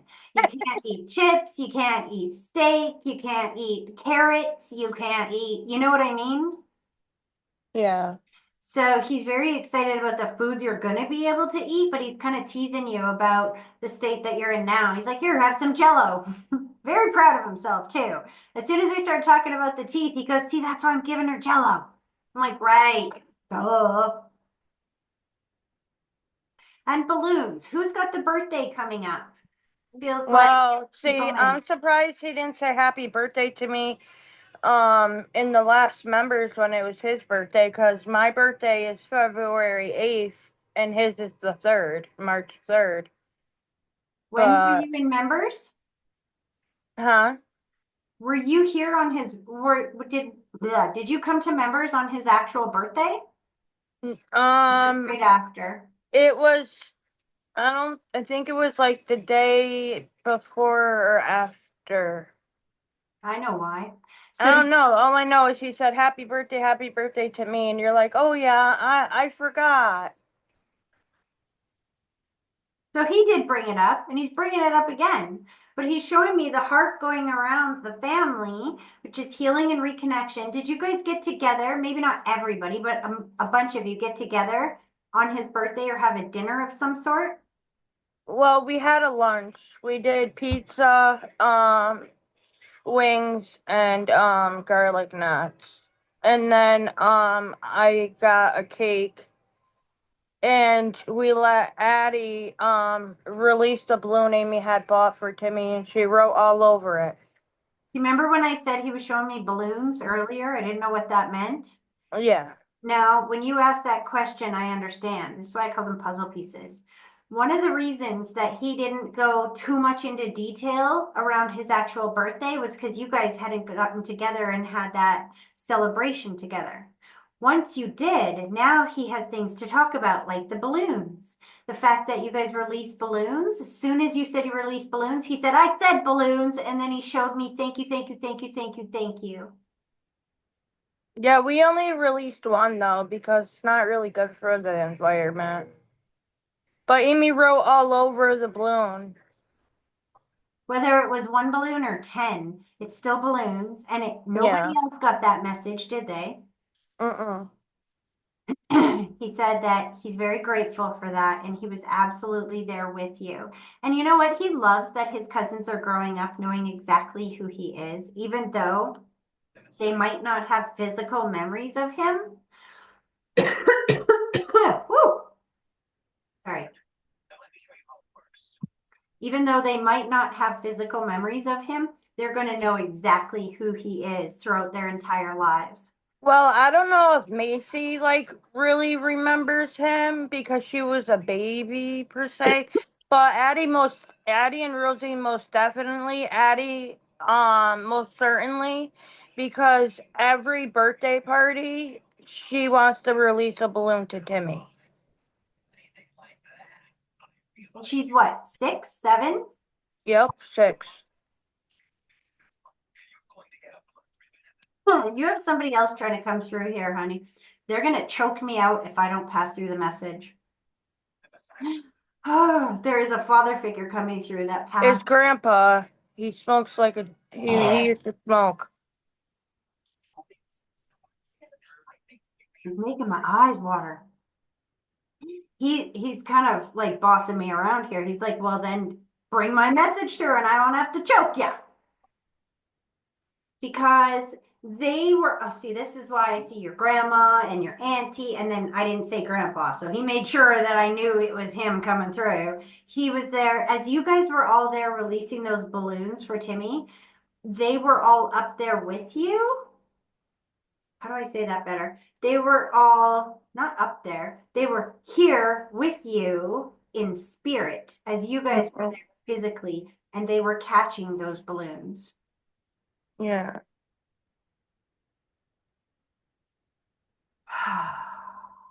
Now I can breathe. Thank goodness. Your son just gave you new pants. Did you lose some weight? No, I actually gained some weight. Okay. Yeah. I was going for the other one, but either way. But I'm telling you, I'm gonna lose it. It's See, just because it's hard. I wanted to try to do a fast, but like the thing with that is like, will it work if I'm still on medication? I would definitely wait until you're done the medication. Some medications you need to have food in your tummy and stuff like that, right? So you definitely do not want to start a fast when you are on medication. And but I want to like get rid of the gut shit. Well, how long are you going to be on this medication? Well, it's for, like I have an anxiety pill right now because my psychiatrist took me out because I was having bad PTSD and stuff. It was like real bad. It was taking my breath away constantly. Like they just did to me. Yeah. So give yourself some grace and know that you're not going to be on that medication for the rest of your life. Yeah. That you're going to heal. And once there are things in your life that are feeling better and you are excited about them coming up, you will change energy and you won't need that medication anymore. Well, I'm getting excited with my teeth. Exactly. That energy is changing. So once you can eat whatever you want to eat and you can smile again and feel good in your life again, then you're going to transition into a new energy of happiness and joy, and you will not need that medication anymore. It's like you can't worry about losing weight while you're 5 months pregnant. Now, can you? You No. know that when that baby comes out, you can lose the weight. Yeah. Got to tell yourself the same thing, that when the day comes that I'm off this medication, which is going to be sooner rather than later, then I will be able to do that fast and I will be able to lose that weight. Yeah. Well, I think I'm going to coffee out, like just do like a little bit of coffee like in the morning and then change to water. And then I want to like stop eating like, you know, the soft junk food. See, you can do all that stuff now, even before. Yeah. No, I know. And So, and then be able to start doing the fast and clean out my gut because I know my gut needs to be cleaned out. see, that's where I say trust God, because God will make sure that He doesn't give you ever hear that saying, he'll never give you more than what you can handle? Yeah. A fast would be more than you can handle right now. If you've had a sugary or a sweet diet full of, or not even just sweet, but like full of junk food, you can't go from that to a fast. It will make you feel very sick.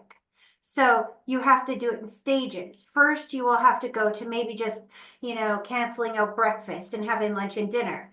And at the same time of eating the proper foods that are healthy for you. And then once you have been doing that for a couple of weeks, then you can work into a fast. You see what I'm saying? So the fact that you're not ready to be off that medication yet is okay. There are things that you can do now to get ready to be ready for that day. And the trick is to get excited that, you know what, I might not be there yet, but I am on my way. Well, part of me though, like, feels like I went on the wrong track. Like I missed the train. No, you didn't. Remember what we said earlier? Life is a heartbeat. Sometimes it's up, sometimes it's down. That's the way it's supposed to be. If it's flat, you're dead. Yeah, I need to get that tattoo.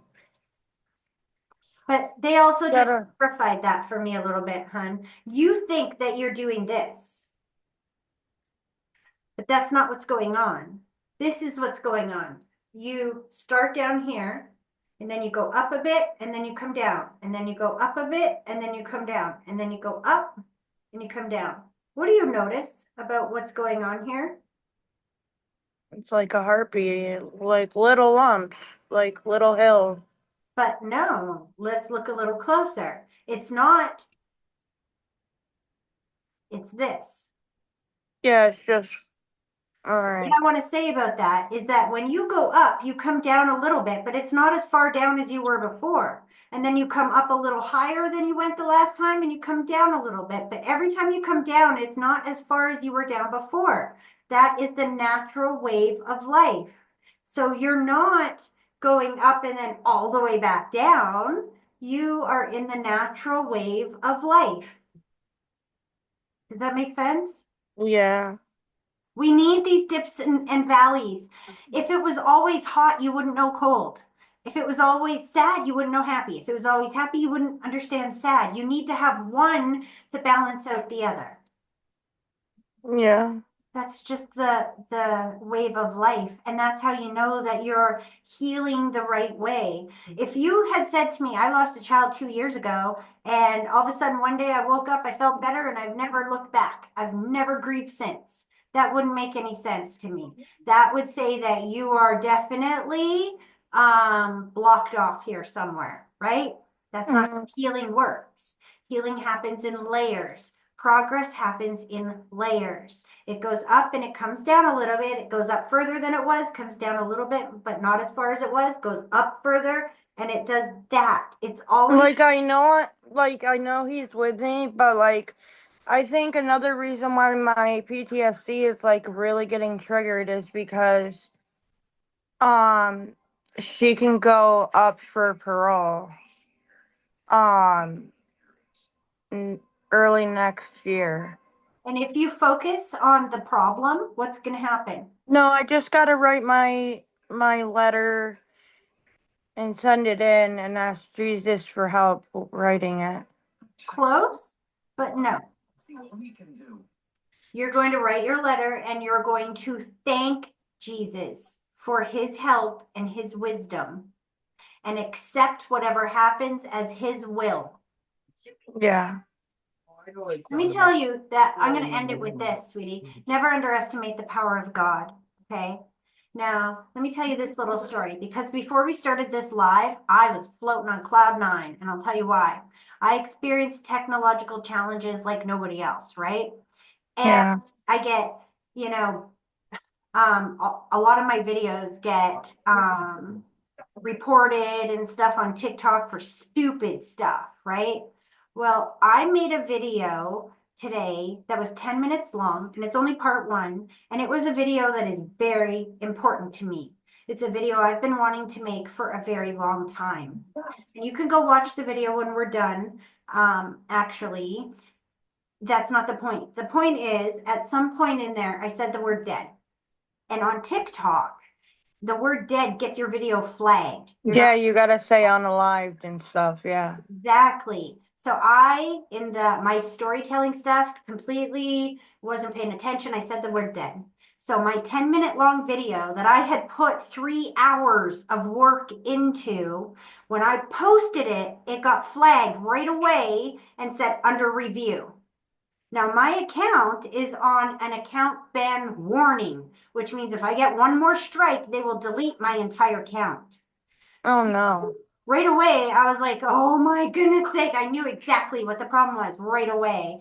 And so I picked up my Bible and I said, thank you, Jesus. If this is your will that this message should go out there, you will lift the review and make or let me pass the review. If this is not your will, then I guess my whole account's getting banned because I got one last strike to my name. And I'm like, you know what, Jesus? I just thank you for your guidance. I trust whatever it is that you will decide, but I hope that you will cover my page, my TikTok account in the blood of Jesus Christ and allow that video to go forth because I felt like he wanted me to make it. And by the time I was done doing my prayer, normally those reviews, when it says under review, it can take days for it to be reviewed. By the time I was done my prayer, I opened my TikTok and I had passed the review. They had posted the video. Oh, that's good.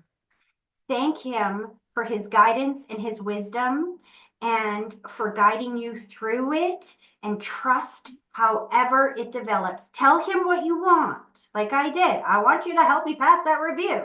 But if I don't, I will trust that that means you want me to start all over again in a new account and I lose all the followers I just got. But that's okay. I will trust you anyway. Leave it in his hands. And whatever happens is his will.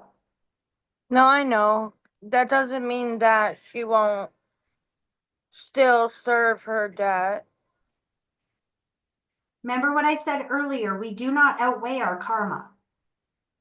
You cannot outrun it. You cannot outlive it. There's nothing you can do to escape the karma that is due to you. Karma is like an elastic band. Whatever you pull it back, it will snap back. Yeah. No, there is no changing that. Now, how that snaps back and when that snaps back is not up to you. No, I know. Once you understand that she is going to get that justice no matter how it transpires, and you tell God what you think is best for you, put it in his hands, watch him develop it that way. Or if it doesn't, and if she by chance got parole, which I don't think she's going to, because in order to get parole, you have to admit what you've done. She hasn't done that yet. And So be apologetic. that's exactly it. So you put it in God's hands, and if she got out, then you say, okay, God, I trust you that this is your will. Now, thank you for getting me through this. You see what I'm saying? Yeah. I don't see her getting out, if that makes you feel any better, and I'll pull a card about that, actually. I don't think the parole board will release her the No, first time. I don't think so either. Especially because she has children under the age of 18, so that would be a risk to them. Well, yeah, because she has a 4-year-old because Timmy just turned 4. I'm telling And you, her youngest was the same age as Timmy. is she getting out? Is she getting out, God?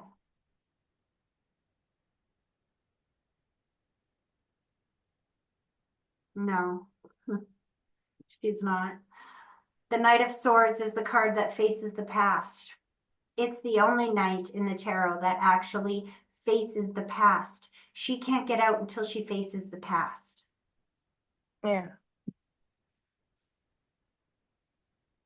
Oh, I'm going to let them pull their energy back now, but just know that all your loved ones are there, including your grandpa. Don't choke me again, buddy.